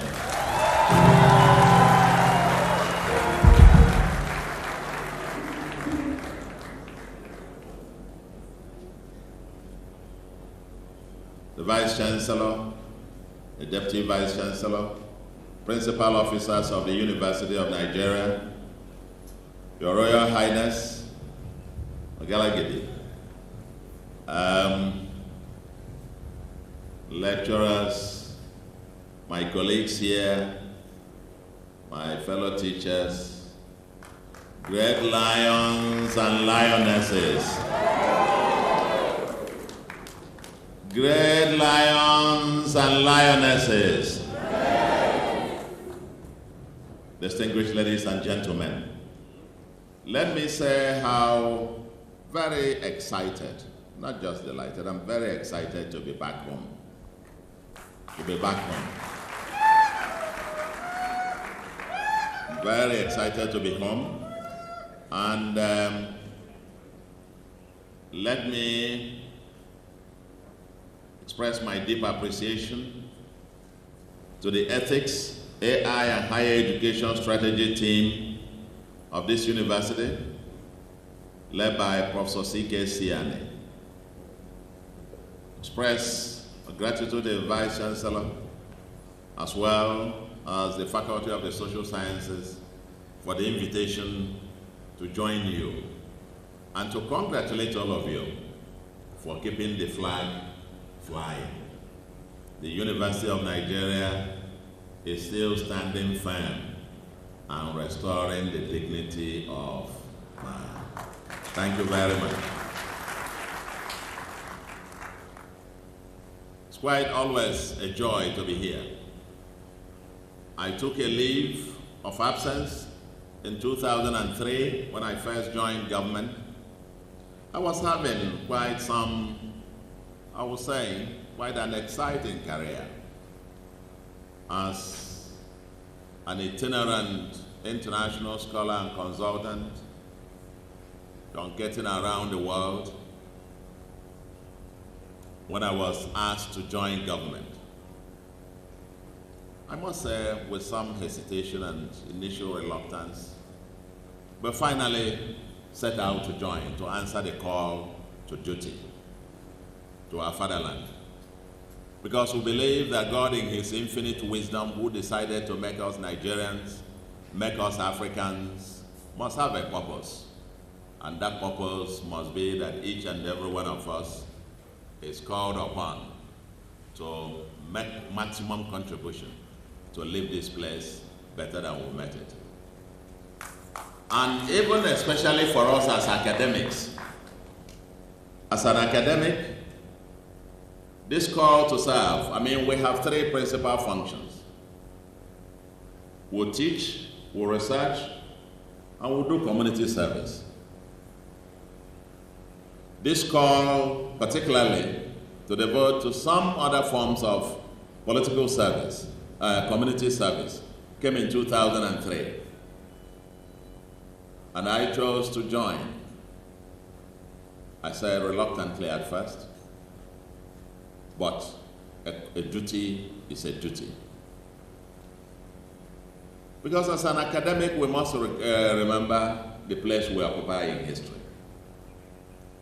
Plato, it was, who said, and I quote, "Until philosophers are kings, or kings and princes of this world have the spirit and power of philosophy, and political greatness and wisdom meet in one, cities will never have rest from their evils." End of quote. And that is to say that men with wisdom and knowledge must step out to offer their service to society.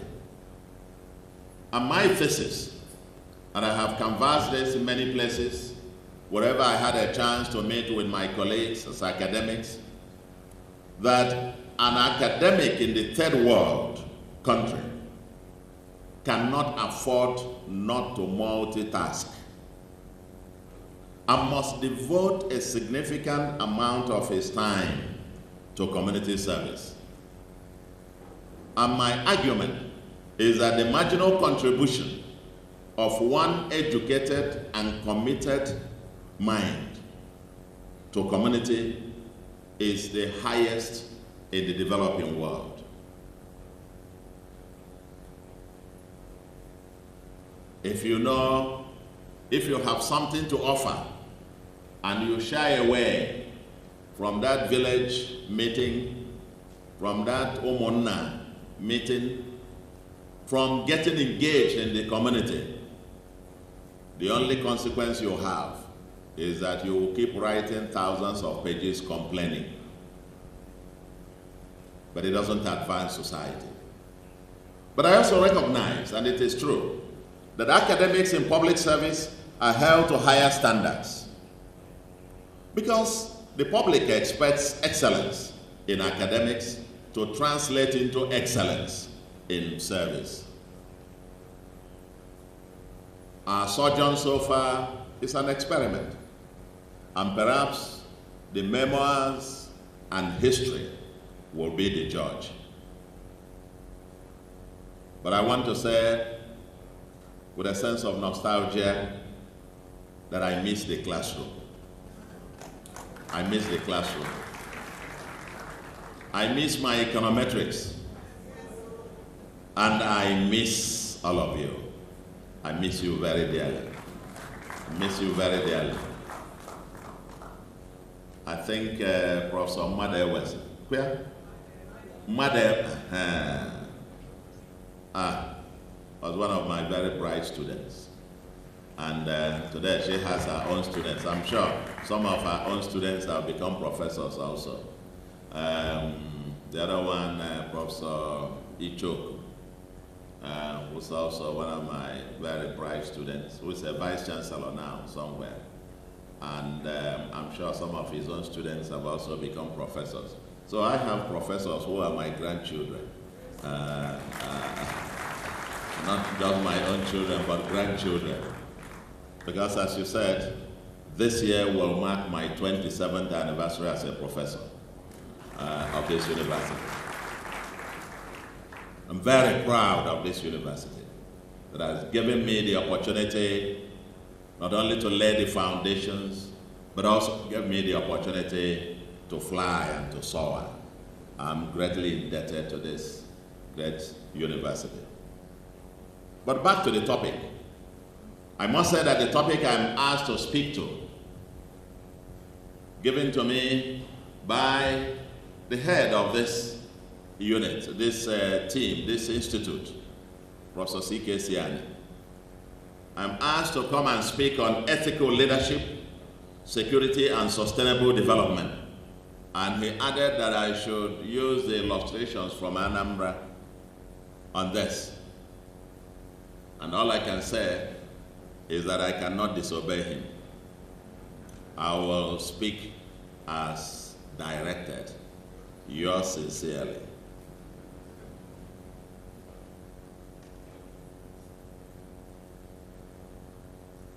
Ethical leadership,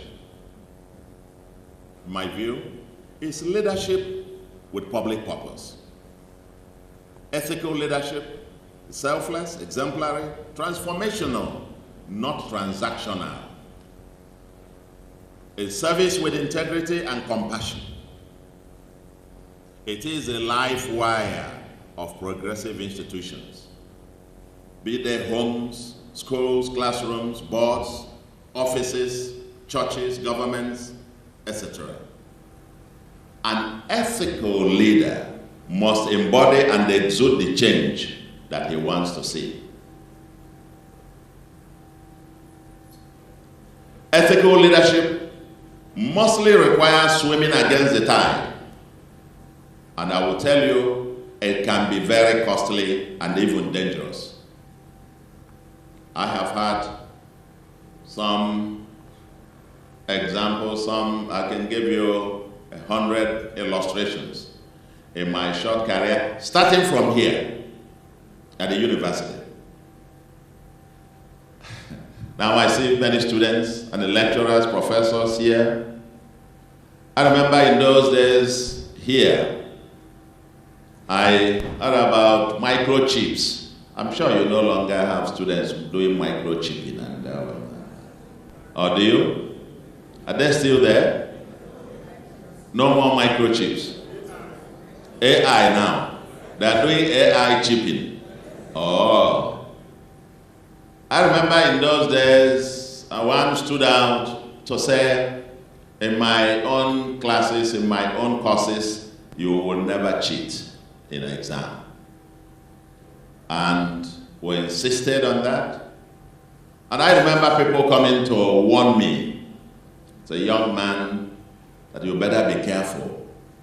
Nigeria has gone bad. These children are going to harm you. If you do this, Nigeria has gone bad. You are not the one to redeem it. Just let it go. And I insisted, no. Somebody must be able to stand up and say, this is not right. Even at the threats that go with it. And I'll tell you one of the things that we did. Within my courses, we actually had teams of students who themselves, we got to form themselves as the integrity group, who themselves were opposed to students cheating. And we got a small team together. And we used to meet then, and in my classes, because my classes weren't very large ones, if you gotta take mathematical economics or econometrics or macro theory and all of those, not too many students, it's not a very crowded. So during the exams, we used to get the students, the integrity group. I think Prof. Icho was one of them. Happened to be a Reverend Father too. So, they were part of that group. And we will get them interspersed on the various roles, the integrity group. And then we put the others. We put them in the middle. So if anybody on the left or right was trying to do something funny, and as I was moving around, if you're by the right-hand side, my integrity group member would just wink with the right eye, and I would know that somebody on the right side was doing something funny. And I would just move over there and stand behind the student. And you will see, NEPA will take off light immediately. After it squeezes a bit, it will be turning to look at you. Okay, why don't you leave? I say, no, continue. Why don't you? And you see them squeezing their palms and sweating until finally you catch them. Some will write on their laps. You will see there was one very fair lady, student, who now was wearing a baggy shirt, turned her laps to become dark, where she drew all the formula for doing econometrics. And we kept catching them one by one. And I think after a while, they now realized, they said, this Soludo, maybe Ojo, the cheat in a class here, he will just come out there. And that's thanks to the integrity group. And that's because some people decided, somebody said, this is not right. Even though many people do it, we cannot make it to become culture. And this story I'm telling you can become a metaphor for how we get on to do things. I was at the university, I was governor of Central Bank, and we started the banking consolidation, the revolution in the banking sector. With 89 rickety banks, and we raised the capital to consolidate them. And 89 of them, banks with their various board of directors, managing directors, and so on, who is who in Nigeria, had a stake in the banking sector. And with that singular policy, it was a very dangerous move. Many said it was impossible. Many thought I had come to take them out of their source of easy money and livelihood. It became a very dangerous revolution. I received 19 written threats. They even went to my secondary school where my children were, 2 of them were, to go to probably kidnap them. And I had to change school for them in the middle of the term. And immediately the term finished, I had to evacuate my entire family abroad. Trying to have ethical leadership and stand for principles for what is right and so on can be dangerous. It can be costly. but somebody must stand up for there to be change to move a new society. That's what it is.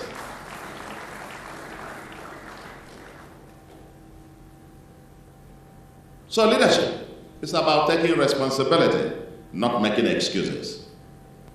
This ethical leadership we're talking about, as God, it promotes governing with integrity, accountability, and commitment to the common good. I said it's public service, public good, public purpose. You must have, if public purpose is not the driving force, you cannot offer ethical leadership.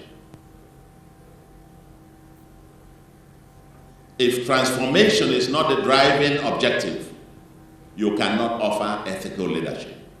If it is transactional, what is in it, in my pocket for it, in my pocket, then you can never offer ethical leadership. And that's why I said it pervades everywhere. Integrity is key. Integrity, acting honestly and consistently with one's values. Fairness, making impartial decisions, treating everyone equally, and the equitable distribution of projects and programs and so on, regardless of who.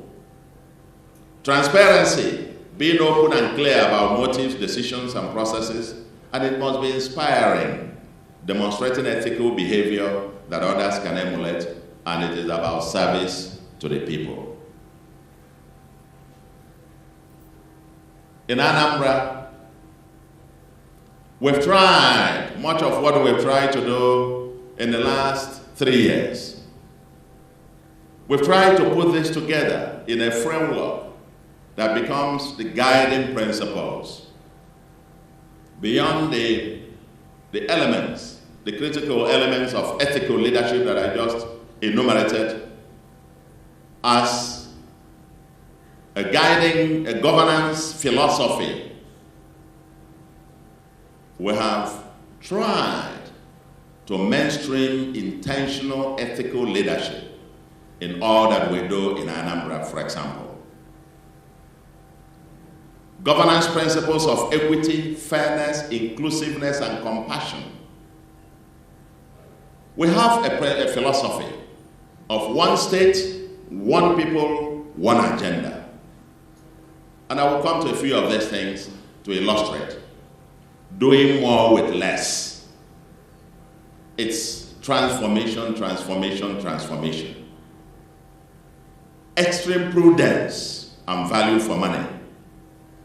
Leaving no one behind. When we talk about compassion. Compassion, empathy. And one of the famous quotes is that once we lose the compassion for the weak, then the essence of government is gone. And when I say that the system is as strong as the weakest link, and we must have a governance framework that tries to lift the boat for everyone, not just for a few, not just for the particular individuals, but for everyone. We must have a fairer society that leaves no one behind. This is not just talk. When we do things, and I will illustrate with specific examples, when we say one state, one people, one agenda, in my mind, when I think about my state, I don't see Anambra South or Anambra Central or Anambra North. I don't see the boundaries. I see one indivisible mega city that is imagined. I don't have the boundaries anywhere. We prioritize the inclusiveness and making sure we leave no one behind. For example, I was sworn in on the 22nd of March, 2022. And guess what? The next day, I made the famous trip to Oboko. Oboko happened to be the biggest slum, massive slum, if not in Nigeria, but at least in the southeast, with over 500,000 people in the most despicable urban squalor. No roads, schools there, completely abandoned, nobody wants to go there, no drinking water, no hospital. That's where I started, after swearing in On the first day of swearing in, there's no pomp and pageantry, no ceremonies, no champagne, no dinner. I worked 8 hours and 45 minutes on the day of my swearing in. And the next day, I started my day at that slum. Took a tour. If you saw the heaps of refuse, the drainages filtered up, people defecating in the open space, and so on and so forth. You can't imagine it, actually. And we set out. I remember a call I received from a friend of mine, an alumnus of this university. You know, in my undergraduate days, people called me by my initials, CC. And they called me the next day after the visit, CC, this your trip to Oboko, is it real? This your thing, Oboko, is it real? I said, yes. That these people, oh my God, are in a terrible state, and so on and so forth. He said, but Oboko is in the North Senatorial Zone, and my immediate predecessor is from the North Senatorial Zone, and I am from the South. How come, and he happened, the person who was calling happens to come from the South Zone as myself. And he said, now it's our turn from the South. And you just took power yesterday, and you are starting again from the North, the people that just finished their turn. You understand what I mean? And I said, no. It's about who is in the most desperate need. Today, we just went down back there in a triumphant entry back to Oboko. By the way, they say you don't call them Oboko anymore, you call them New Heaven. There we've completed over 14 kilometers of street roads. We're doing about 21 in total. We have massive drainage controls, the silting that haven't been done, the silting of the drainages and, cutting away heaps, almost mounting heaps of refuse all over the place. Now they have street lights, nightlife.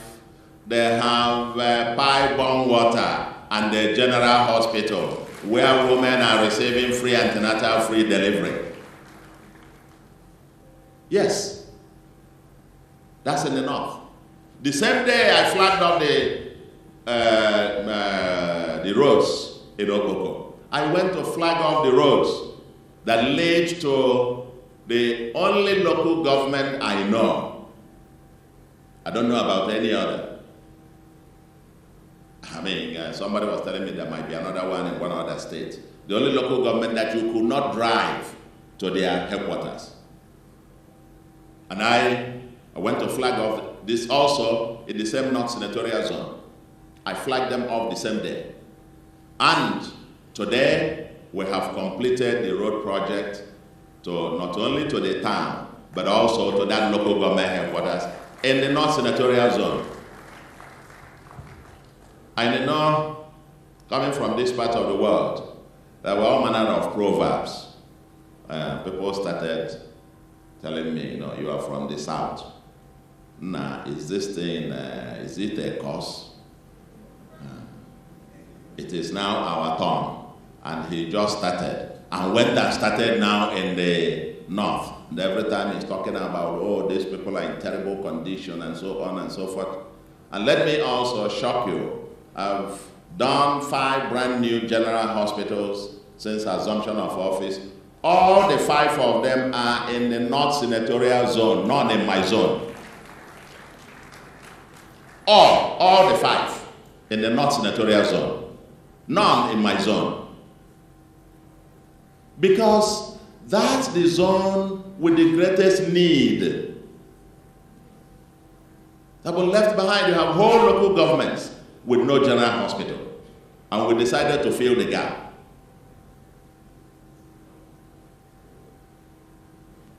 One now in Oboko. Onitsha South, those who know Onitsha South with massive population there. Nobody will believe that there has been no general hospital, no government hospital there since the creation of Adam and Eve. Today, There isn't just a general hospital, it is a specialist general hospital there. We have one in Ayamelong local government getting equipped. We have in Orometiti, in Anambra West, and yes, in Enugu to Aguleri. We are doing one now. Oh, madam, it looks like you know the area. Oh, Becky. By the way, the same Enugu to Aguleri happened to be the one community that I cried publicly. I shed tears because I drove about an hour going to the place, almost on the bush, getting to that place. When they were making a case to me, they couldn't believe that there are still places in Anambra like that. And I have been told various governments in the past thought because it's too expensive, it's in a swampy area to build road there, and they have been ignored and abandoned.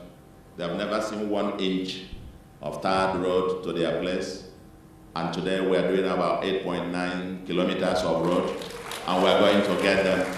And I said, the people born there, they must see tarred road. We are connecting all places, especially those that have been left behind, those that have been abandoned. The same thing, Oka North, for example. Oka North, you have places that are above Emile, Benebe, Uwen, and so on and so forth. They've never seen tarred road since the creation of Adam and Eve.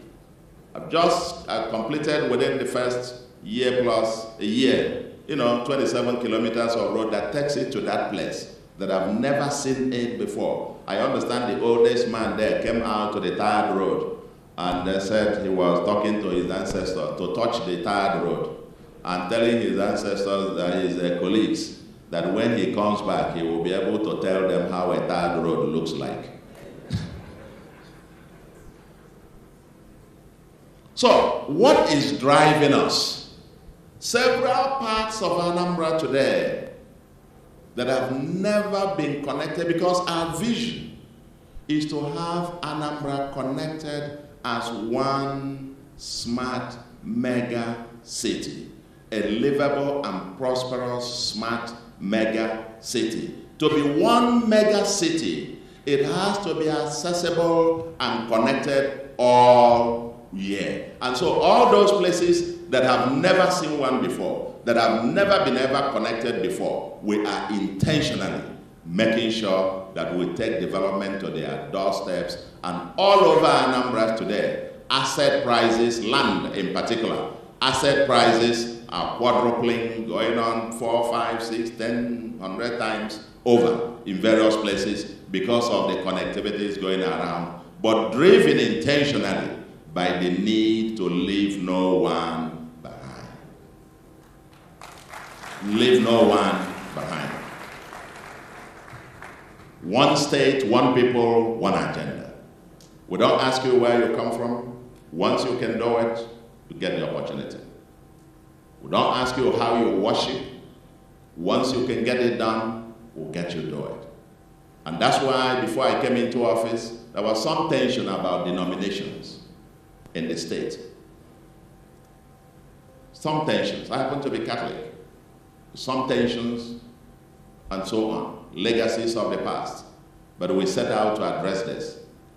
And we have addressed it to a point that the CCN, the Christian Council of Nigeria, the umbrella that embodies the Anglicans, the Methodists, the Salvation Army, and so on and so forth, now they came together and gave us an award as the father of ecumenism.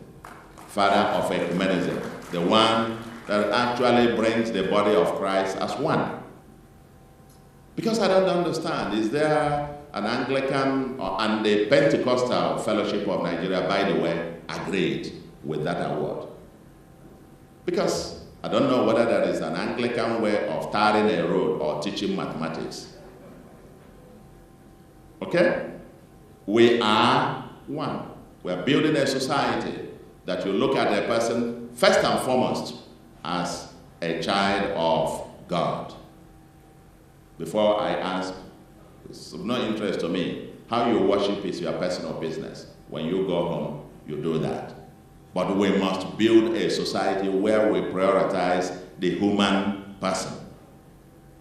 When we see us doing free education from primary, kindergarten, primary, intentionally up to senior secondary, 3, in all government schools, or recruited 8,115 teachers to end the era of schools without teachers. And having this bit is to give opportunity to especially the children of the poor who have been abandoned in these public schools. The children of the middle class and the upper are in the especially private schools where they pay high fees and so on. But the children of the poorest of the poor abandoned there, and we decided first and foremost to put them back. There is no school without teachers. And so we decided first to put in teachers with the best quality ever. Because in our recruitment system, in recruiting those 8,115 teachers, ladies and gentlemen, we did not care where you come from. And we have recruited those 8,115 teachers from 18 states of Nigeria, the best that we could find. That's ethical leadership, merit-based, particularly for technocratic institutions, and I'll come to that in a moment. The interest of the Anambra child is to be taught by the best teacher in the world, not by the incompetent teacher from his village. That's not the interest of the Anambra child. And so if we must build a bridge to the future, and I leave you with this, my dear alma mater, and the management here, it's a lesson to live with all of you. Because as we think about this ethical leadership, I said it pervades everywhere in offices. Whether you are doing university admission, whether you are grading scripts. I remember when we were doing the recruitment, the Commissioner for Education is here. And I said to them, all the team members, if I ever give you the name of anybody to recruit, please tear it and throw it into the dustbin. But if I hear that one single person has been recruited other than strictly through merit, I will disgrace you out of office publicly. That is what it must be. And so you ask yourselves, if you are recruiting lecturers, is it by who knows who? If you are doing promotions, is it to promote people from my area?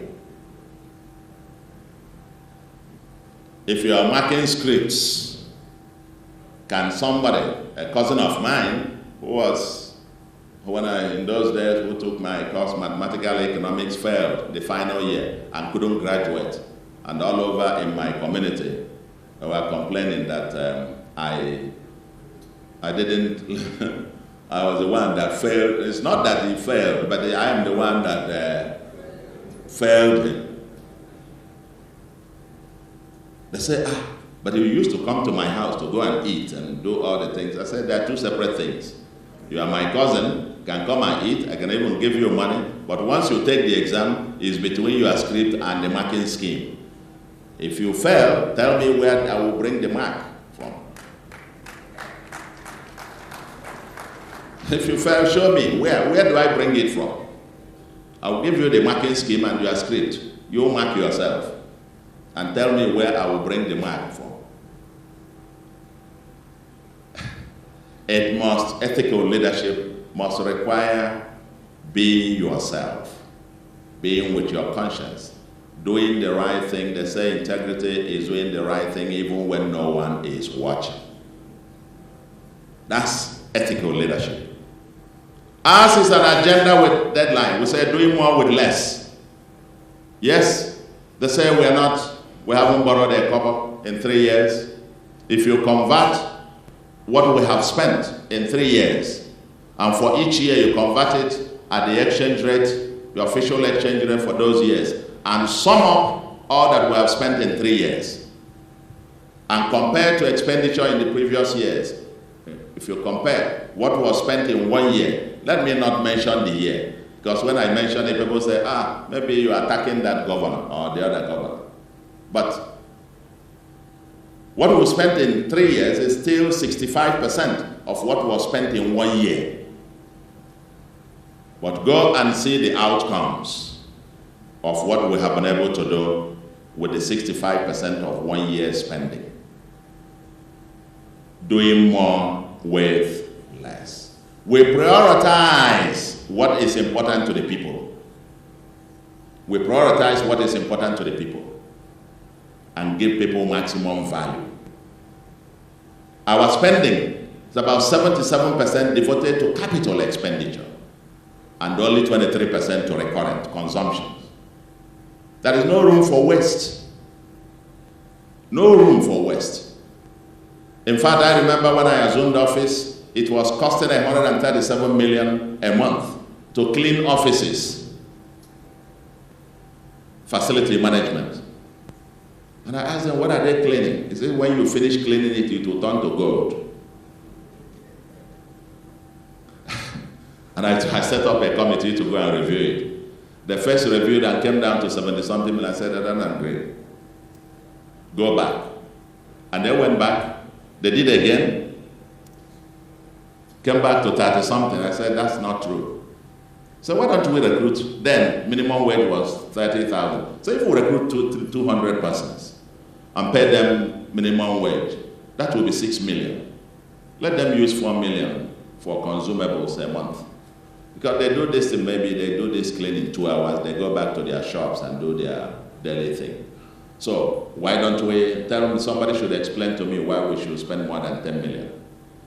Then the committee came back 2 weeks after and said it is now down to 11 million. From 137 million to 11 million. We are saving 126 million from that item alone every month. And coming to 1.5 something billion a year savings from one item. Doing more with less. Prudence. Prudence. Extraordinary prudence. And prioritizing what matters to the people. When we started off that we're going to have free antenatal, free delivery service for all pregnant women in all public hospitals, including cesarean operations.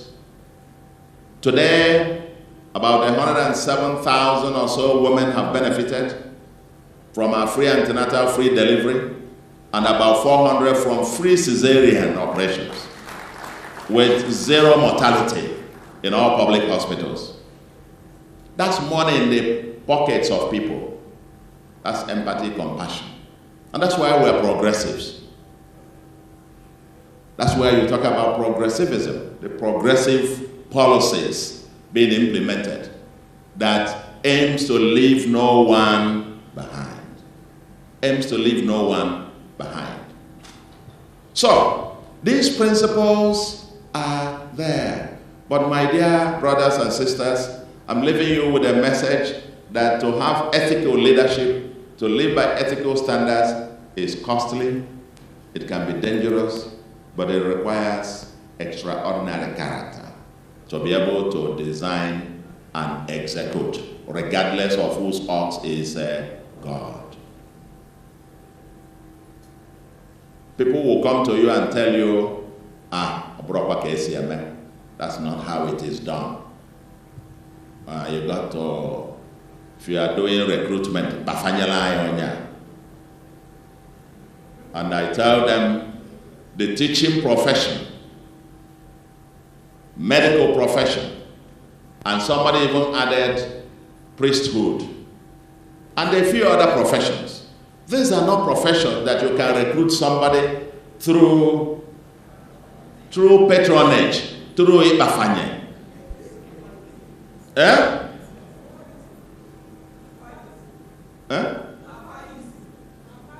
Bafarism, through bafarism, through ibafanye, or bafarism.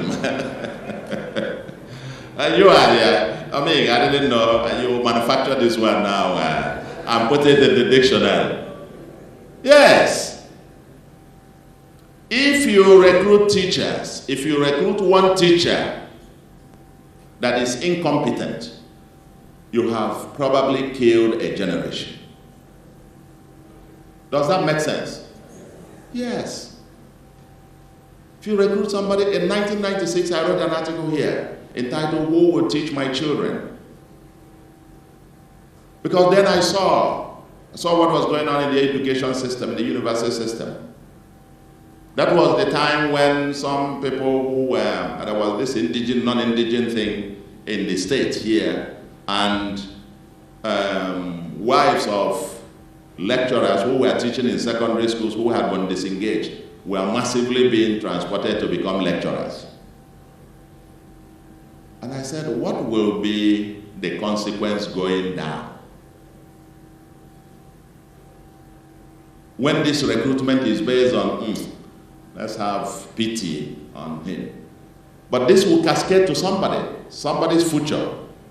That is a child who has taken JAM and is going to stand in front of this person and is not being taught by the best that is available. You have killed the future of that child. You have killed the future of those children who come there, because garbage in, garbage out. You can't give what you don't have. And if we don't emphasize merit-based recruitment, particularly for our technocratic institutions, the snowball effect is that the society dies. We cannot talk about sustainable development of any sort, in any form.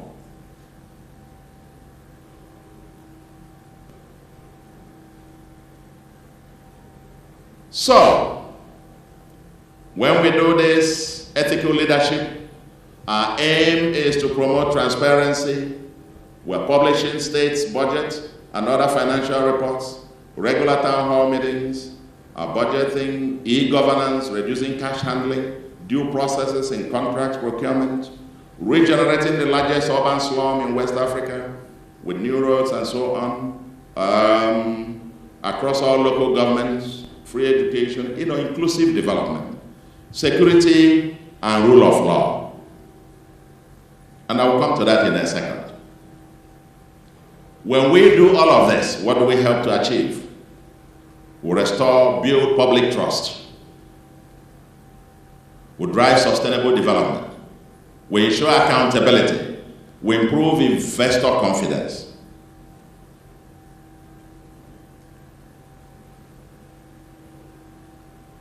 That's the framework. Ethical leadership, the principles, and how we must apply them on our day-to-day living. It's not just principle to be espoused. It must be a way of life. It must be a way of life if we want to mainstream this and get it to become the basis for transformation of society. Now in Anambra, in terms of the illustrations, I want to say, in 2006, I delivered a lecture at the League of Anambra Professionals, where my paper was entitled Envisioning Anambra as the African Dubai, Taiwan, Silicon Valley, ADTS. I later chaired 2020-2021, the development of Anambra Vision 2070, a 50-year development plan. And we developed our manifesto, Soludo Solution, a People's Manifesto for a Greater Anambra.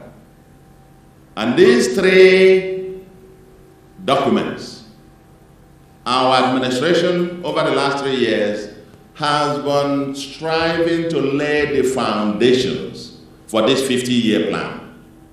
And that 50-year plan is to ultimately get Anambra to become the African Dubai, Taiwan, Silicon Valley. And we are very, very intentional about putting these pillars in place. 5 key pillars for a beginning. To make Anambra to be the preferred place to live, learn, invest, work, relax, and enjoy. And to ensure that from the Anambra, living outside of Anambra will be by choice, not because there are lack of opportunities. And these 5 key pillars, number 1, security, law, and order. Without security, law, and order, nothing else will happen. Do you agree? Second, economic transformation and infrastructure. Number 3, our greatest asset, human capital, development and social agenda. Number 4, governance, rule of law, and new value system. And number 5, environment. Our environment is our greatest threat. It's our greatest existential threat for Anambra State. We have the second smallest landmass after Lagos, but Lagos is expanding its landmass by reclaiming the ocean. Anambra is shrinking because it is the gully erosion capital of the world. About 1/3 of our land is threatened by gully erosion.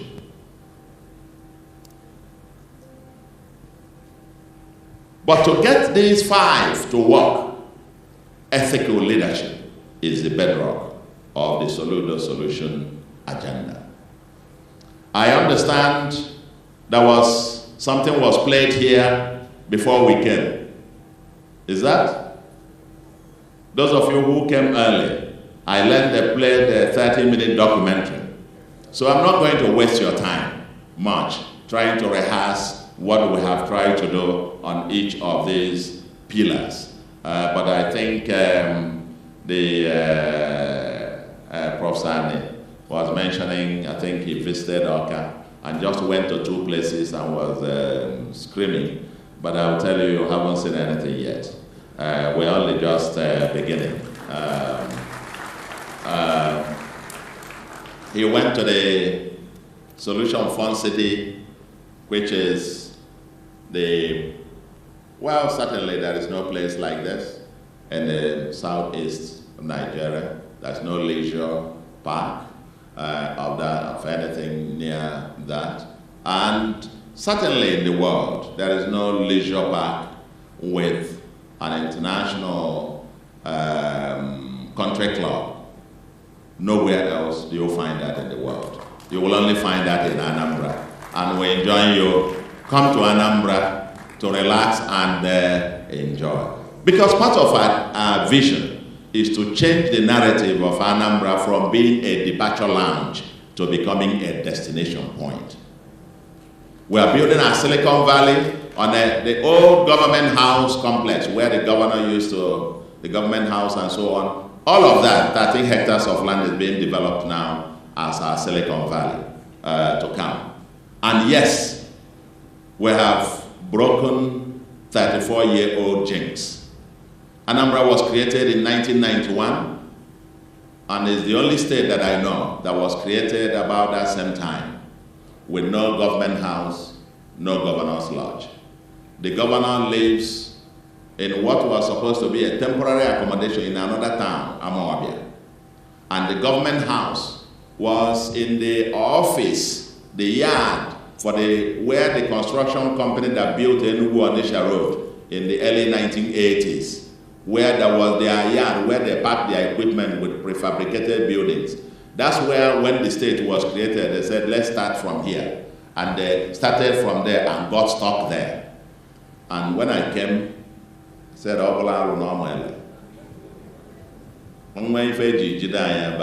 it is broken. And today, we have world-class, eco-friendly, tech-driven mini-city that has 56 structures in there, like no other, I would like to say. I'm yet to see anyone like that, particularly also with an amphitheater that sits 1,125, 250, all in one. In that ecosystem, everything is there. Government house, the governor's lodge, the presidential lodge, the deputy governor's office, the state banquet hall, the hospital, everything is a mini city within there, befitting on the Anambra, as it were. Now, those we're not talking about, but the leisure park, I welcome you to come. But let me emphasize something. Because in this title here, they talked about security. Is it? Security, you know, ethical leadership and security happen to be, I think appropriately when you chose the title, to be the foundation for sustainable development. Without these two, nothing can happen. But ethical leadership must offer security as well. And I will give you a context. When I assumed office, 8 local governments in Anambra were totally no-go areas, were totally under siege, held hostage by these guys in the bushes and so on, claiming all manner of things. What ideology? But they were common criminals. They were just kidnappers, people involved in criminality. Whatever thing else anybody tells you is just hoax. The key is that it is lucrative criminality. They went in there to do kidnapping, full stop. Even when I was campaigning, we could not campaign freely, including my own local government. We couldn't campaign freely. In those 8 local governments, nobody stepped into Ihiala to campaign. No candidate. In fact, one candidate for the election, we were campaigning together. He was a candidate of Labour Party, one Abasimalo. He was going for a rally, a campaign rally, and his convoy was stopped, and they took him, and he was never seen again. Every local government we went, 8 of them, they were taken over. We came, we started off, we granted amnesty. If you renounce and come back, we will retrain you, rehabilitate you. We took the fight to them, liberated over 60 of those criminal camps, and they will come out, burn the police stations, burn this, burn local government. It was a war. But the more we fought this, the more we came to really step back again and ask, what is it that is driving the supply chain of this criminality? And we identified a number of things. Number one, what we might call the ideological and philosophical foundations, as well as harmful institutions that fuel and sustain the supply chain of criminality. What are those ideological and philosophical foundations? Part of it, with apologies to some of our prosperity preachers, who assure people that there could be crown with no cross. That you can just do ruwaba. If you just put in God, God will be a money doubler, and so on. You don't have to work, and you receive a lot.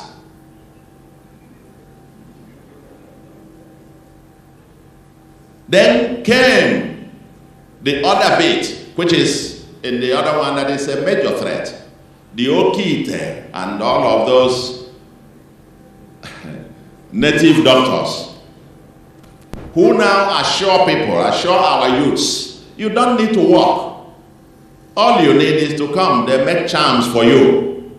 We prepare charms for you, and you can then, either you go to carry cocaine, drugs, and the machines, the scanning machines abroad will not detect you. Okay? And they carry them, and they get out there, and they are being caught in their thousands. Prison yards all over the world filled with our young ones.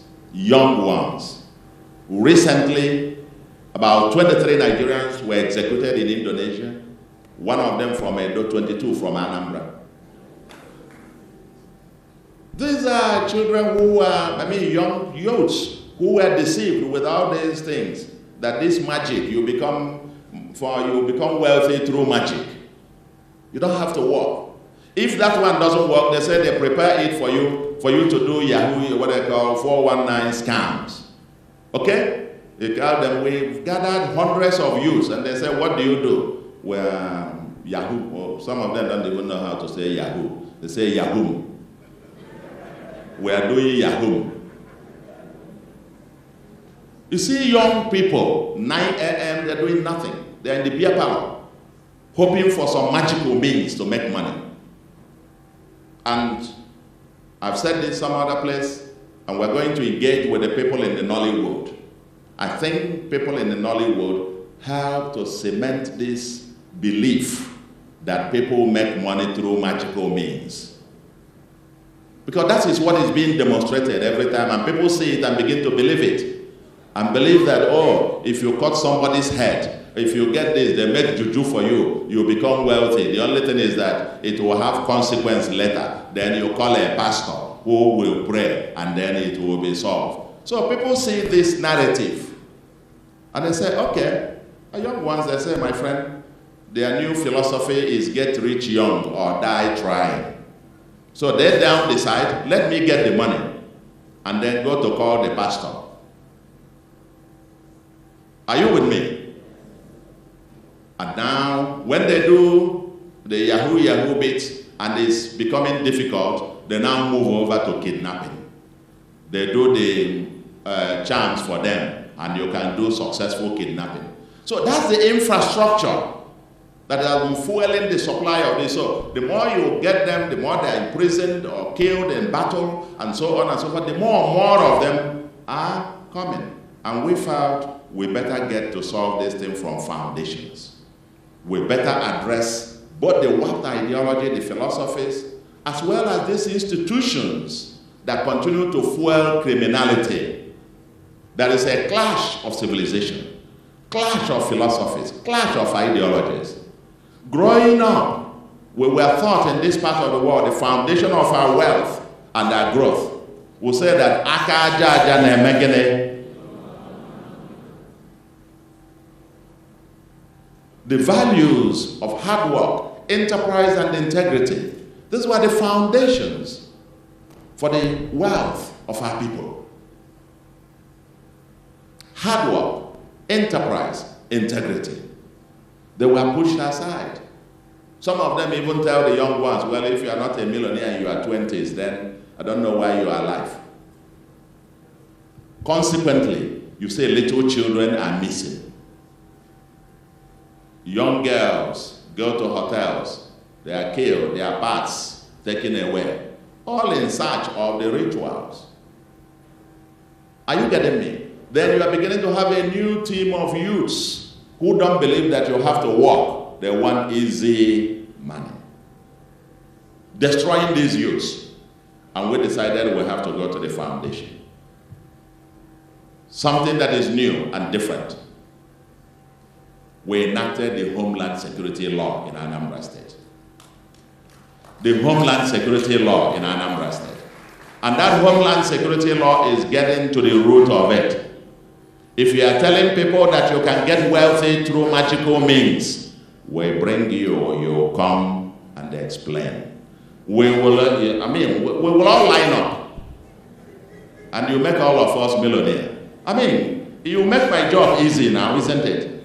If all the people in Anambra will become wealthier than Dangote and Elon Musk, we will all line up.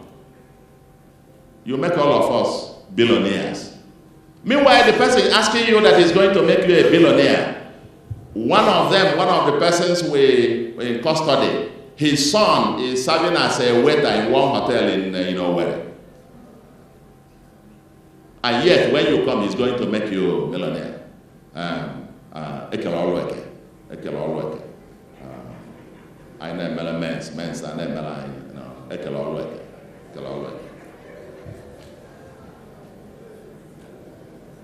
You know?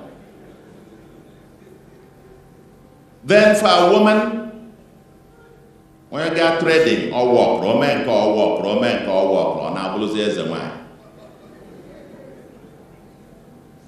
you go to all our rivers, they are polluting everywhere. They're polluting the place.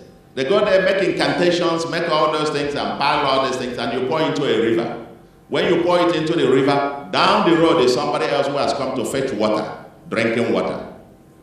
And they will carry all of those things and go home to do what? To drink. And somebody tells me it is our culture. And I said, no.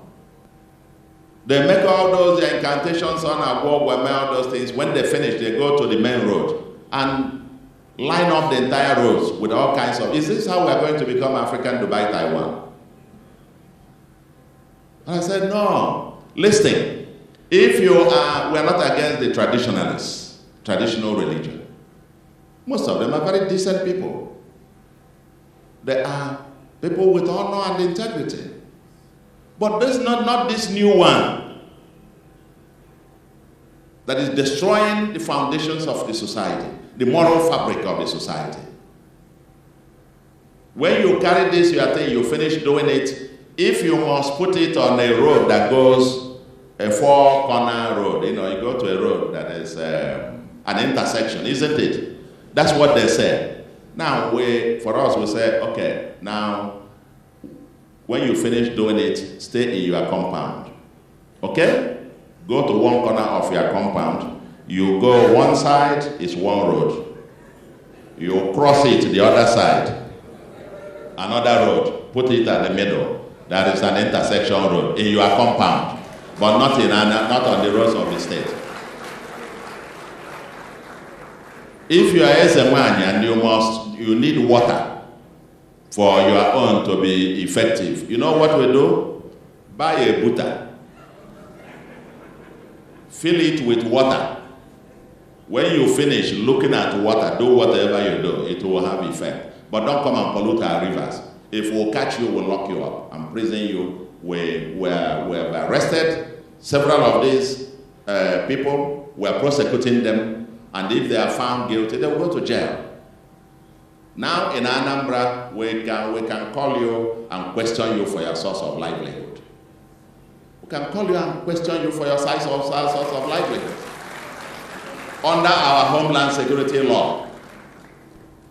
Because we must get down to it. And this culture that celebrates wealth without work, we must all work to end it. From the church, from the classroom, from the society, and so on and so forth. Somebody goes on, it's Ike Malaysia, it's Peter Brazil, and he comes home, you know what he's doing, he's a drug baron. And he is coming home, and everybody is rushing to their homes. These are the ones that will now become chairman of Bazaar. When you celebrate those, that's a society gets what it celebrates. You become what you celebrate. So, we are very serious about it, but I guess what? They tell me once this started, that's what they call also Soludo, began in Anambra, and hundreds of these very terrible native doctors have gone on the run. Several of them poured their various things into drainages and ran. Some have relocated to various places, and we are not relenting. And we've told our people, you may have, each day I hear all manner of skits. There is one that you hear. And what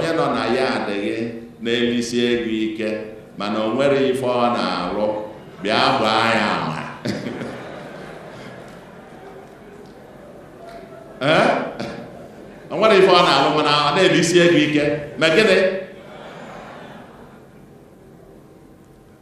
there is an article yesterday that I read, a Reverend Father wrote, and the title was, If Not for Charles Chukwuma Soludo, Anambra would be the headquarters of modern day human sacrifice.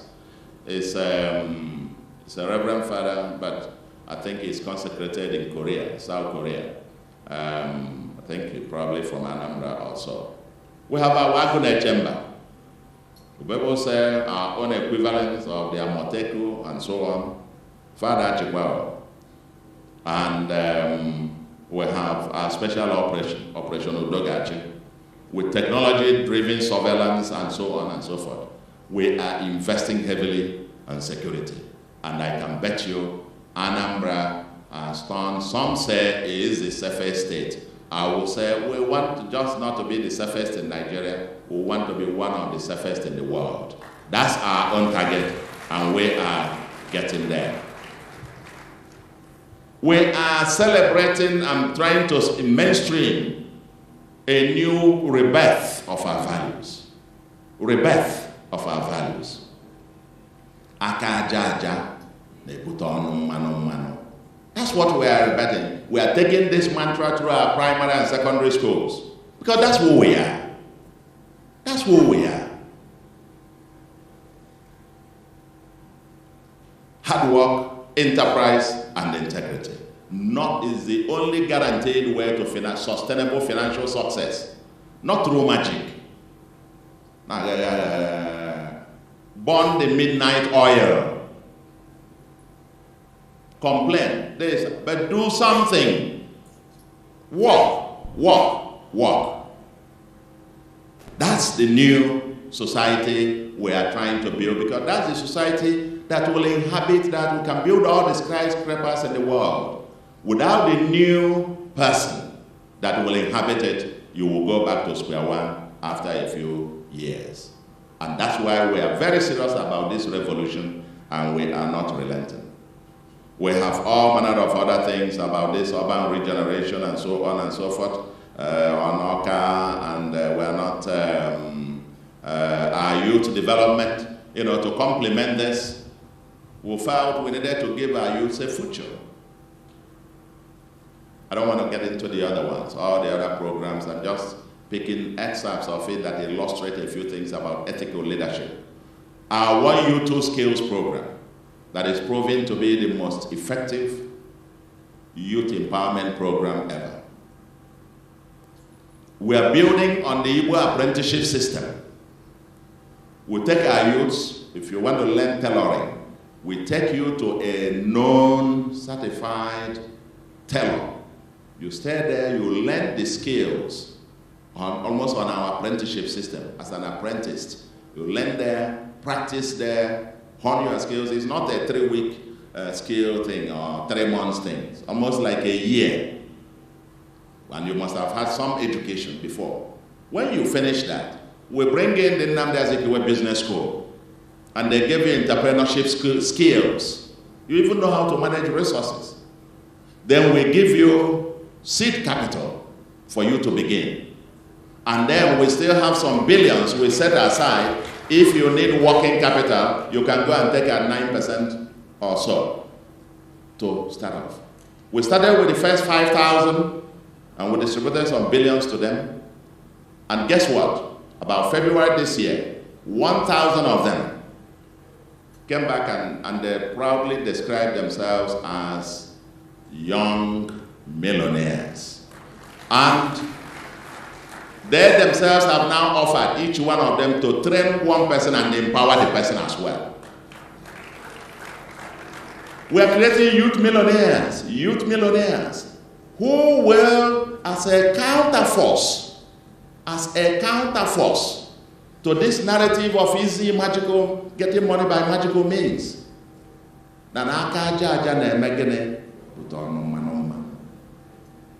We are training under 8,700, and in the next few weeks or months, we will also be doling out some billions to them, to get them out. Our target is to create some tens of thousands of young entrepreneurs, millionaires who will become the billionaires and the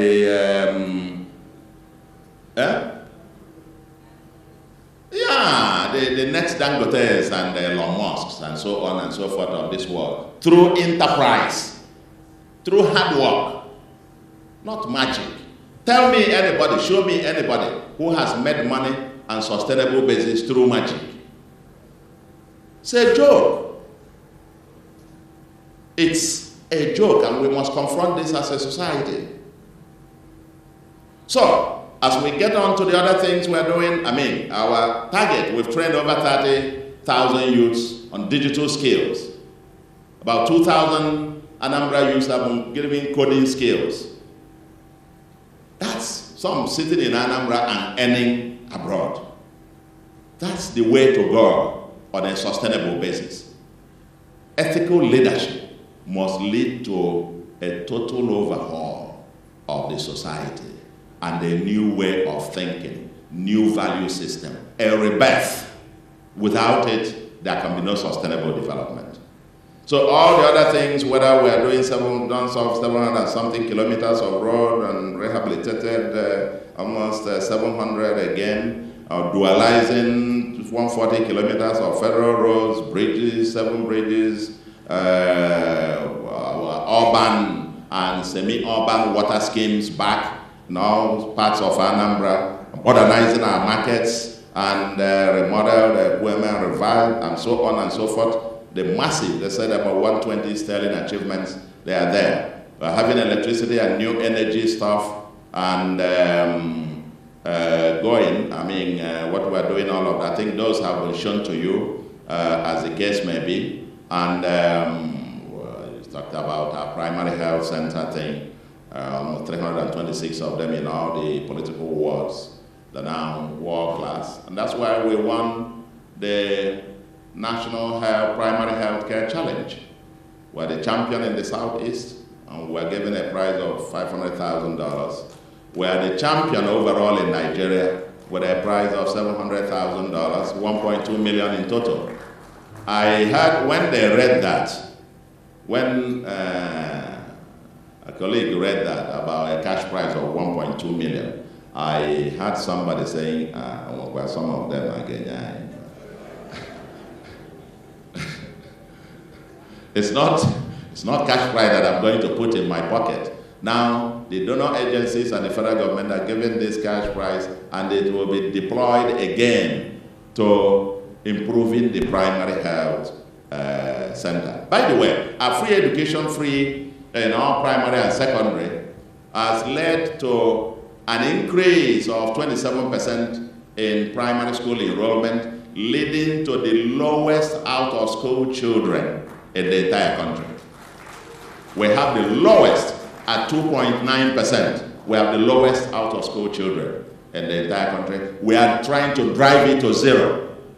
Out-of-school children. We're trying to drive it to zero and give access to every child qualitative education. Highly qualitative education. And fiber optics, about 2,000 kilometers we are laying around the state to give last mile connection to access to high-speed internet and so on and so forth. Housing, and part of our leaving no one behind. Okay? Clearing pension arrears, over 20 billion. Pension gratuity arrears of over 20 billion we inherited. Increasing salaries of civil servants, even before the new minimum wage came. We had 10% across the board increase for all civil servants. Increased something for our pensioners. And then distributed to reinvent the MI Awolowo schemes of sustainable empowerment.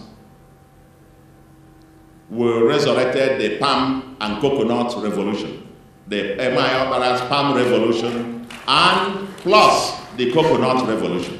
We have distributed over 2.2 million seedlings free of charge. A poor family that gets 10 to 15 seedlings of either palm or a combination of palm and coconut, within 4 years or so, when they start fruiting, that family will be permanently out of poverty. And we have distributed this to over 150,000 households. We are striving to build to last.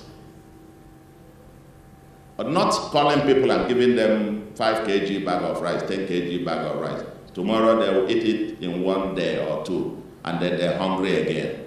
We give them, teach them how to fish and get them out permanently.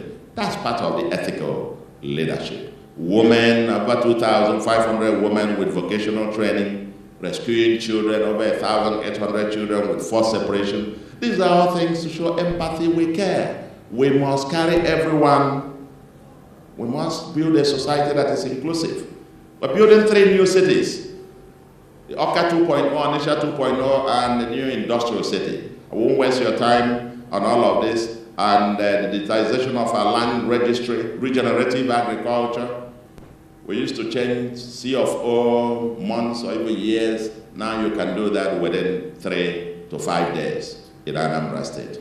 Our drug market is going to be the biggest coordinated wholesale drug market in West Africa, and so on and so forth.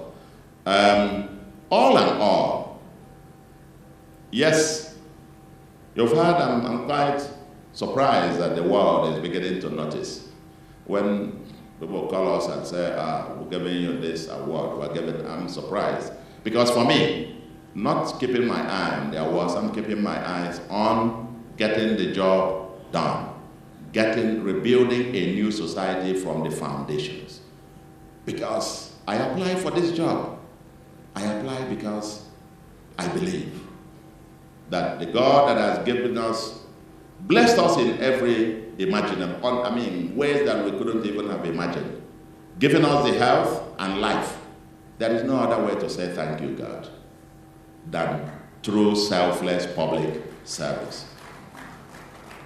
On next roads, still on the path of ethical leadership, we'll be deepening the ongoing reforms across sectors, deepening our infrastructure revolution, city planning, deepening with urban regeneration. We'll continue our revolution in health, our revolution in education, emerging 3 brand new cities, mainstreaming clean water for all, upscaling our agenda on security, law, and order with technology, and so on and so forth. Of course, new Orca being signposted with the Marriott Hotel is ongoing. Completion of Anambra Pharmaceutical Distribution Hub in Oba, which is going to be the biggest in West Africa. Smart agriculture and sustainable livelihoods.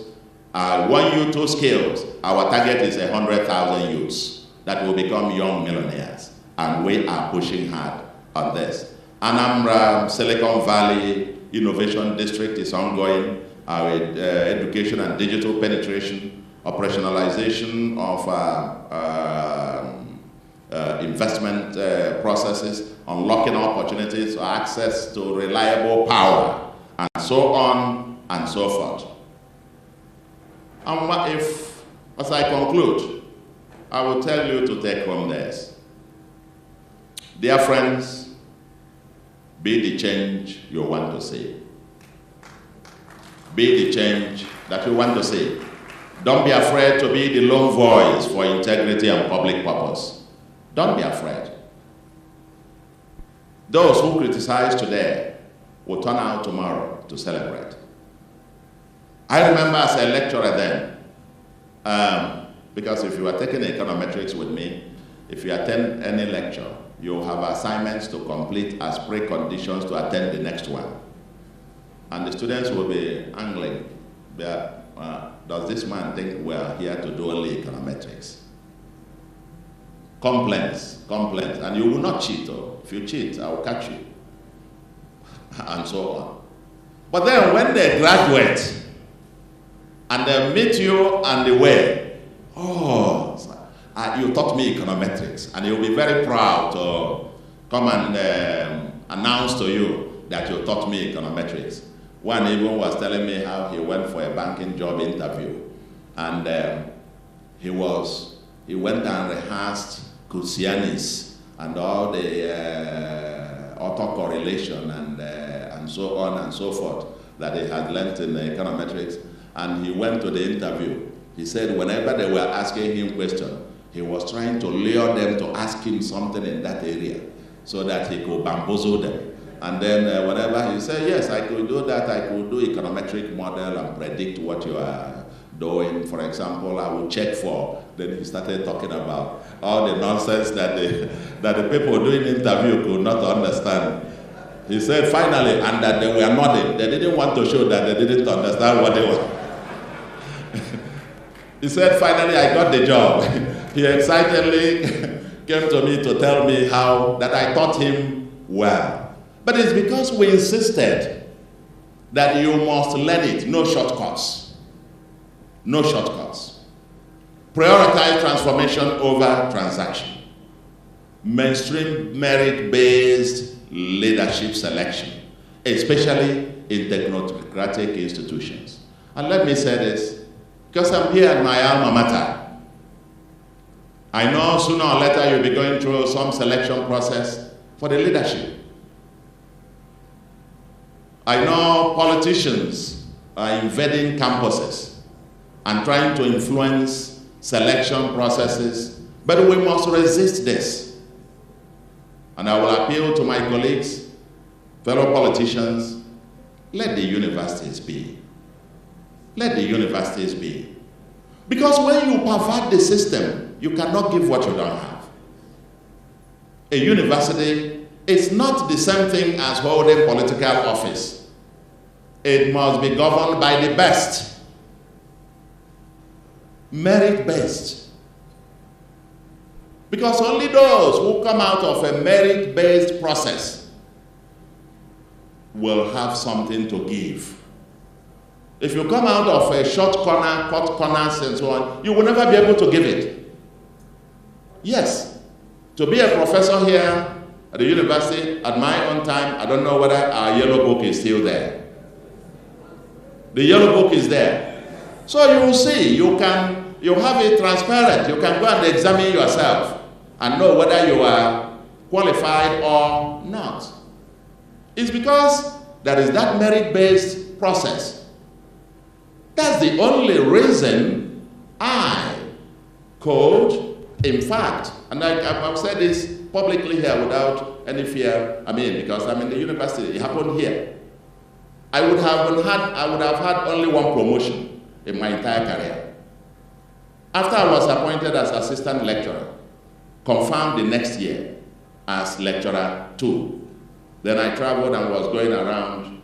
By the time I came back to now submit for appraisal, my first appraisal, that's to be appraised to be lecturer 1, isn't it? But because of the yellow book, if you got certain, is that 85 or 90 or so, you will be considered for the next higher position. Double job. Yeah, you did. So they did that for lecturer 1. I jumped into senior lecturer. They said, done again for senior lecturer. I scored again much, much higher, 90 something, there are 100. Then they did again, they kept doing it and they said they were going to propose me for promotion to professorship from lecturer 2. Now, I, having just been gallivanting around the world, after my PhD lecturer 2, I traveled and I just came back to go for promotion. And I was looking around, this people will be saying, I went to ask for advice.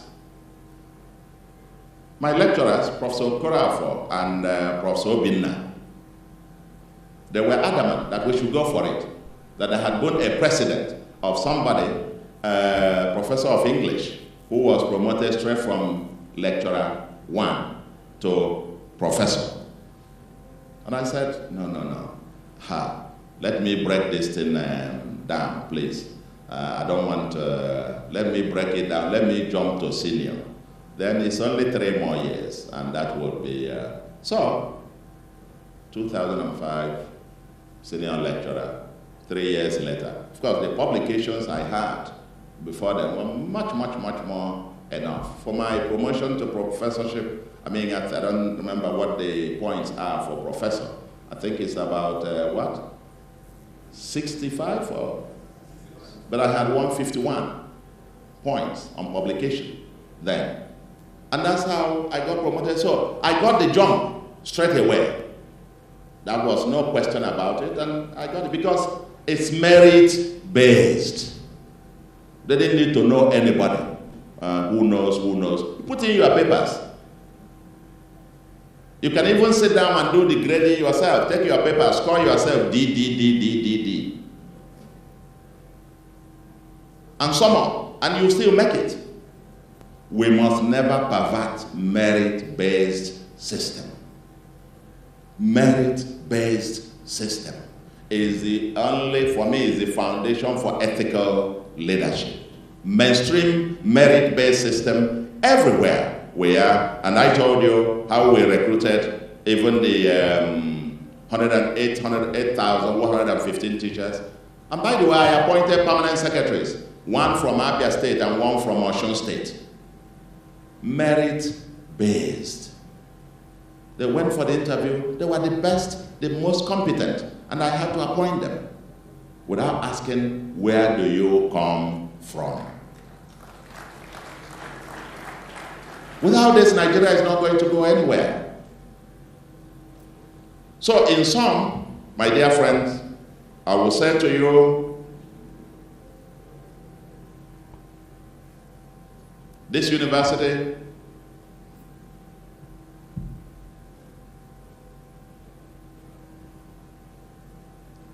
For 65 years, this great university has been striving to restore the dignity of man. So far, how far? I'm excited that UNN has chosen to lead by championing ethical leadership, perhaps as the only way to fundamentally restore the dignity of man sustainably. But talk is not enough. Criticism and complaint is not enough. Remember, the task is always easy when you are not the one doing it. A friend of mine, a colleague friend of mine made this quote, and I love it. The task is always easy when you are not the person doing it. Government should do this, everybody should do this. You see, these people are messing up. My friends, step out. Do something new and big. Let's start with UNN. Let UNN be the first to produce and enforce a code of conduct for ethical leadership in all facets of university administration and student education. Are you prepared to have that? You have the code of conduct. Code of conduct. And who is enforcing? Who is enforcing?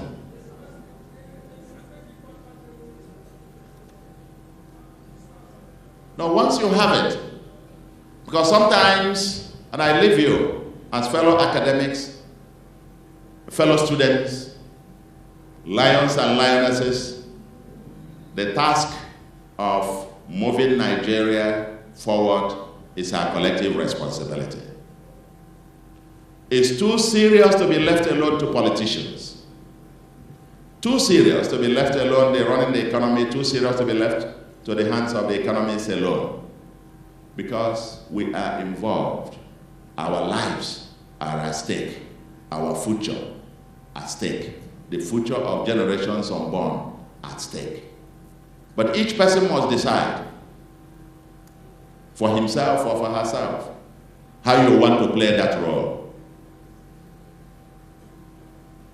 Yes, for Nigeria, some see the glass as half empty.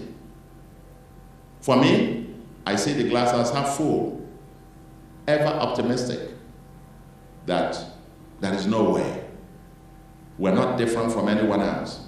If we do the right things, we get the same results. But it requires us to step out. I applied for this job, not because I need it, but I feel a sense of duty, a call that I must give back. And I call on you the same way. My colleagues, my fellow lecturers, it's good to write the volumes. It's good to write that 1,000 journal articles and so on and so forth. Both those that people care about and both which nobody reads. But it's good, nevertheless, to write them. But after you finish writing them, I'm beginning where I started. I'm trying to end where I started. In the end, you will be evaluated by the impact. It's not just to live, it's to live to matter. And we must live to matter from small things to big things. Because if everybody plays his role, does his own thing in his own little corner, embodying and exuding ethical leadership, and mainstreaming it in everything we do, from families to classrooms, to the offices, to the places, and we do these things even when nobody is watching. That way, we can complain all we want. We can criticize all we want. But the question is, what have you done each day to leave Nigeria a better place? And I ask the same question to all of you. I recommend this and commend this institute on ethical leadership. We should mainstream it all over the country, all over Nigeria, as a sure way for a national rebirth. A national rebirth and transformation is possible if everybody plays his own or her own role.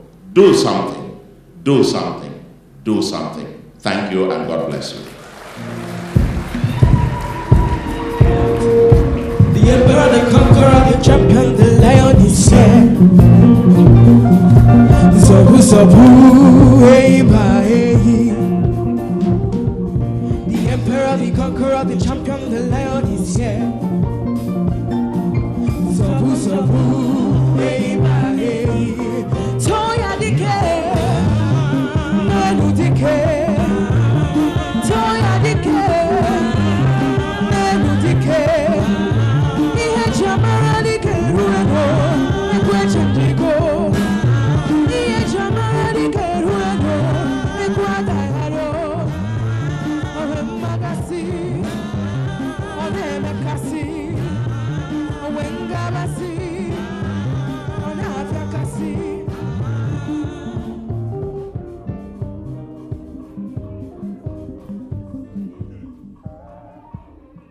Thank you very much. And next, the university will make a presentation to the guest lecturer.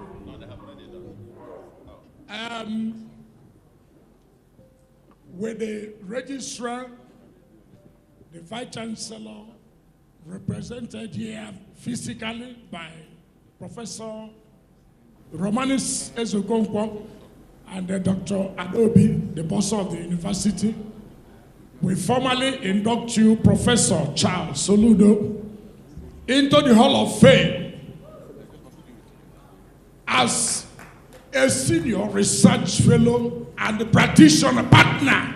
You have gone beyond that. Partner. You are not okay, you are a partner. As a partner, what is here a conferment of award as a partner with the university on ethical leadership and security and sustainable development. Thank you. Thank you very much. I deeply appreciate this. I read what you have here, and that is what I accept. I accept University of Nigeria extra projects, conferment of fellow ethical leadership and security management on His Excellency Professor Chukwuma Soludo, CFR, a sustainable solution. I accept to be a fellow. I don't know about research. I accept to be a fellow of this unethical leadership and security management. Thank you immensely. And when we talk about this,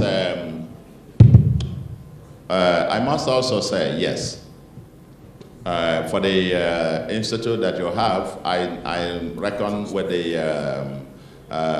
request by the Vice Chancellor, who will be, just like in Anambra, we're carrying out our own revolution with all our institutions. The other day I was at the Chukwuemeka Odumegwu University to commission a building built by one of our businessmen. Still this kind of building that we are talking about. So I think we got to get out there to look for businessmen and so on to be able to do the basic infrastructure.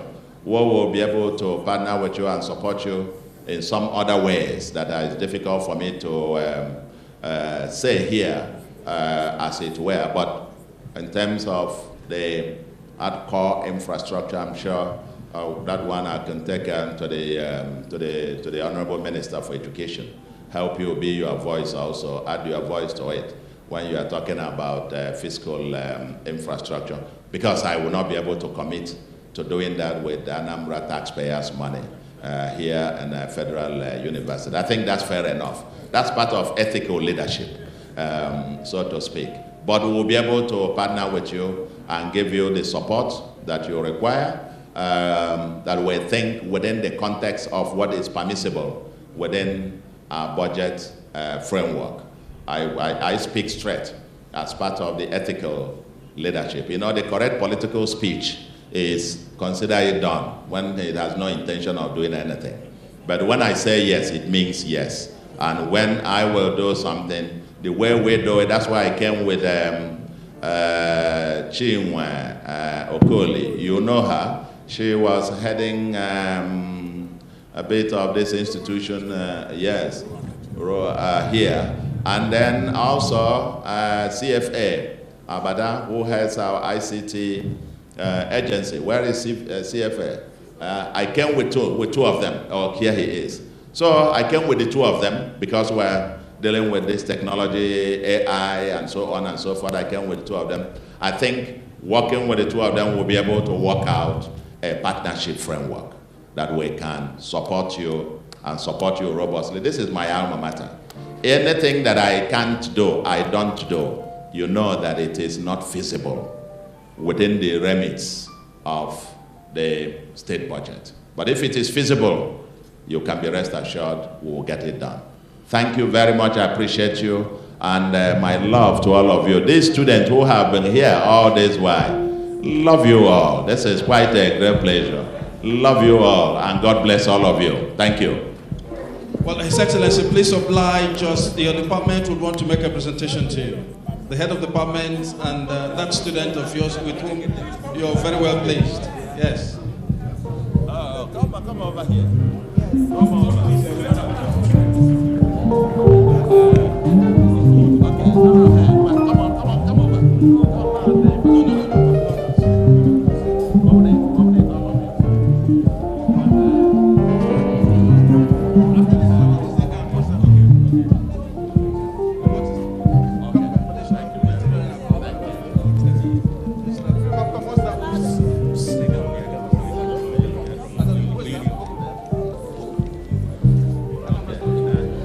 Okay, His Excellency, when it rains, it pours.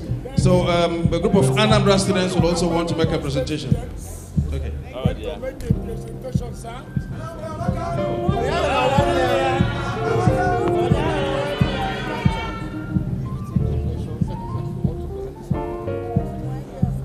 I'm hoping that's the last, because when it rains here, it pours.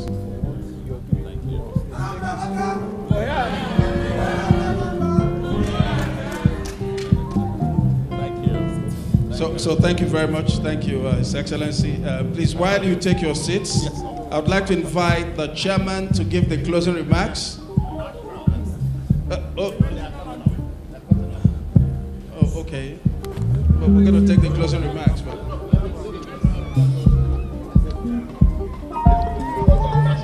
we'll take the closing remarks. Yes. Well, the chairman, Ogadaki, give me for the thanks.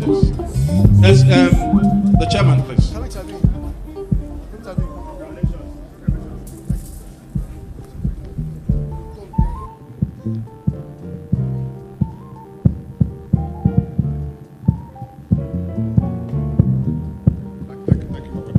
Thank you. Kainye Chineke kene ihe na-emere anyị dị mma. Kainye Chineke kene ihe na-emere anyị dị mma. Go na egwu abiko.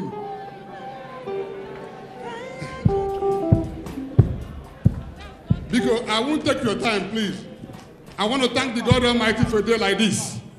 I want to thank the founding fathers of this university, and I want to thank our special guest, the governor of Anambra State. I know he came here on a nostalgic basis. Most people that came with him, except the alumnus, knew why he's here. He didn't come here because he wants to teach us a lot of things that we don't already know about him. He came here because he loves this place, he loves this city. So I want to thank everybody who came out here on a mass, who came out here to support this project on the discussion now. So I'm thanking God that he was able to educate all of us about the fundamentals of leadership. Even when he was talking about ethics, he was talking about fundamentals of leadership. Please, the governor, I'm going to ask you for feedback mechanism. Whatever you give to them, however you assist them, as a traditional ruler, in Enugu State, number one, you have to ask them for feedback mechanism, measure of success. That's the problem with our country. We don't have a way to measure success. We talk about merit-based assessment. I heard you say, speak well, I pay attention. Please, God will lead you. The people that you came with, the vice chancellor, the registrar, the professor in charge, Professor Ani, and all the stakeholders and the state senate of the university and the governing council. We love you for what it came to us. The security issue you talked about is a worldwide knowledge. where you have to put value in Akaja and put on man. Here in Anambra State, I was there May 7 when the president came and visited you. I visited all those sites myself on foot. I saw the Fun City, I saw the new vision houses, I saw that, and it was something that needed to be known. And again, Anambra State has a number of billionaires in square meterage in the whole world. When I say that to say that, smart people, please, I hear now you go to Southeast, in the Igbo, give me a professor, lead. You work together. Politicians need to work together so we can actualize our goals. Now our students, our youth, and whatever was on because the award you will take look at your age, you came with a CFR, check the age, probably the youngest person, go out with that award as a central bank governor of Anambra State. So you never get to go more work. So you should be paid back for more work. I ain't looking at those, but I don't know my Pitamba, my Wonfro, my Oti, my Hopus of them for a good work job. He had a more effort on security. Kumaka and another. Because I'm pleased with you and happy with you and mentor. Okwama would you have the other Anosuka? Kukeji Wena. Osuka Dropa immune to you in a award, not in the Kaimala in Mayako. Because this one, Imota, the most distinguished alumni, Aquamun when I got the lions and lionesses need to royal. I went to UK the other day, they had an alumni association. I said, even with the good one were the best alumni in the whole world.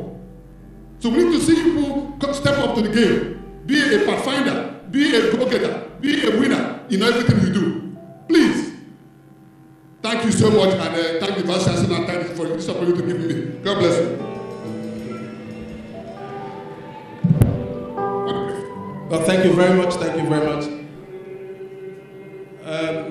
Well, of course, there'll be photographs at the very end, but let me take liberties to thank His Excellency, the guest lecturer, for making the long journey and for making this day what we always wanted it to be. We thank His Excellency. We thank the many gentlemen and ladies who accompanied him on the journey, members of his executive, his special assistants, and personal staff, the security and all who accompanied him on this historic journey. We thank the management of the university, our acting Vice Chancellor, represented by the DVC, the principal officers, the deans, directors, professors, members of Senate, Ndies, and the great lions and lionesses, the media men who've made this a fantastic day as it is. I thank you for coming. May we rise for the national anthem. We're going to take the first and the last stanza. And that last stanza, O God of creation, direct our noble course, will also serve as a closing prayer at today's occasion. The Mr. Department,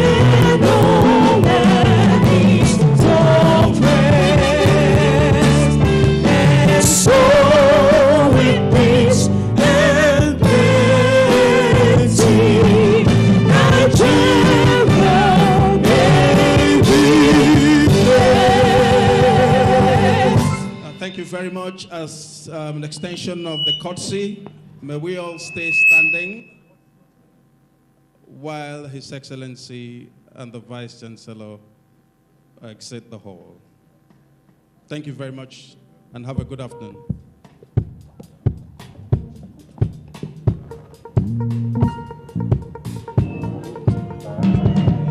The Emperor, the Conqueror. conqueror, the champion, the lion is here. Sabu, sabu, hey, my, hey. The emperor, the conqueror, the champion, the lion is here. Sabu, sabu, hey, my, hey. Toya dike, never dike. Toya dike, never dike. Ihe chama dike rego, egwe chendigo. Ihe chama dike rego, egwe naro. Ogwere ngabasi, onele kasi. Ogwere ngabasi, onabia kasi. Ebuberike, iferike kwe, wanye mara, achalugo dike. Let the road for Usabi, ude, ude, ude, ude. Step aside for the game changer. Ude, ude, ude, ude. Let the road for Usabi, ude, ude, ude, ude. Step aside for the game changer. Ude, ude, ude, ude. Omuranga basi, omene kasi, omuranga basi, onabia kasi. Ebuberike, iferike kwe, wakimanaria, achalugo dike, omuranga basi, onene kasi, omuranga basi, onabia kasi. Ebuberike, iferike kwe, wanye manaria, achalugo dike. Toya dike, enu dike. Toya dike, enu dike. Ife jamana dike rego, egwe chendigo. Ife jamana dike rego, egwe naharo. Chalugo dike, enu dike. Toya dike.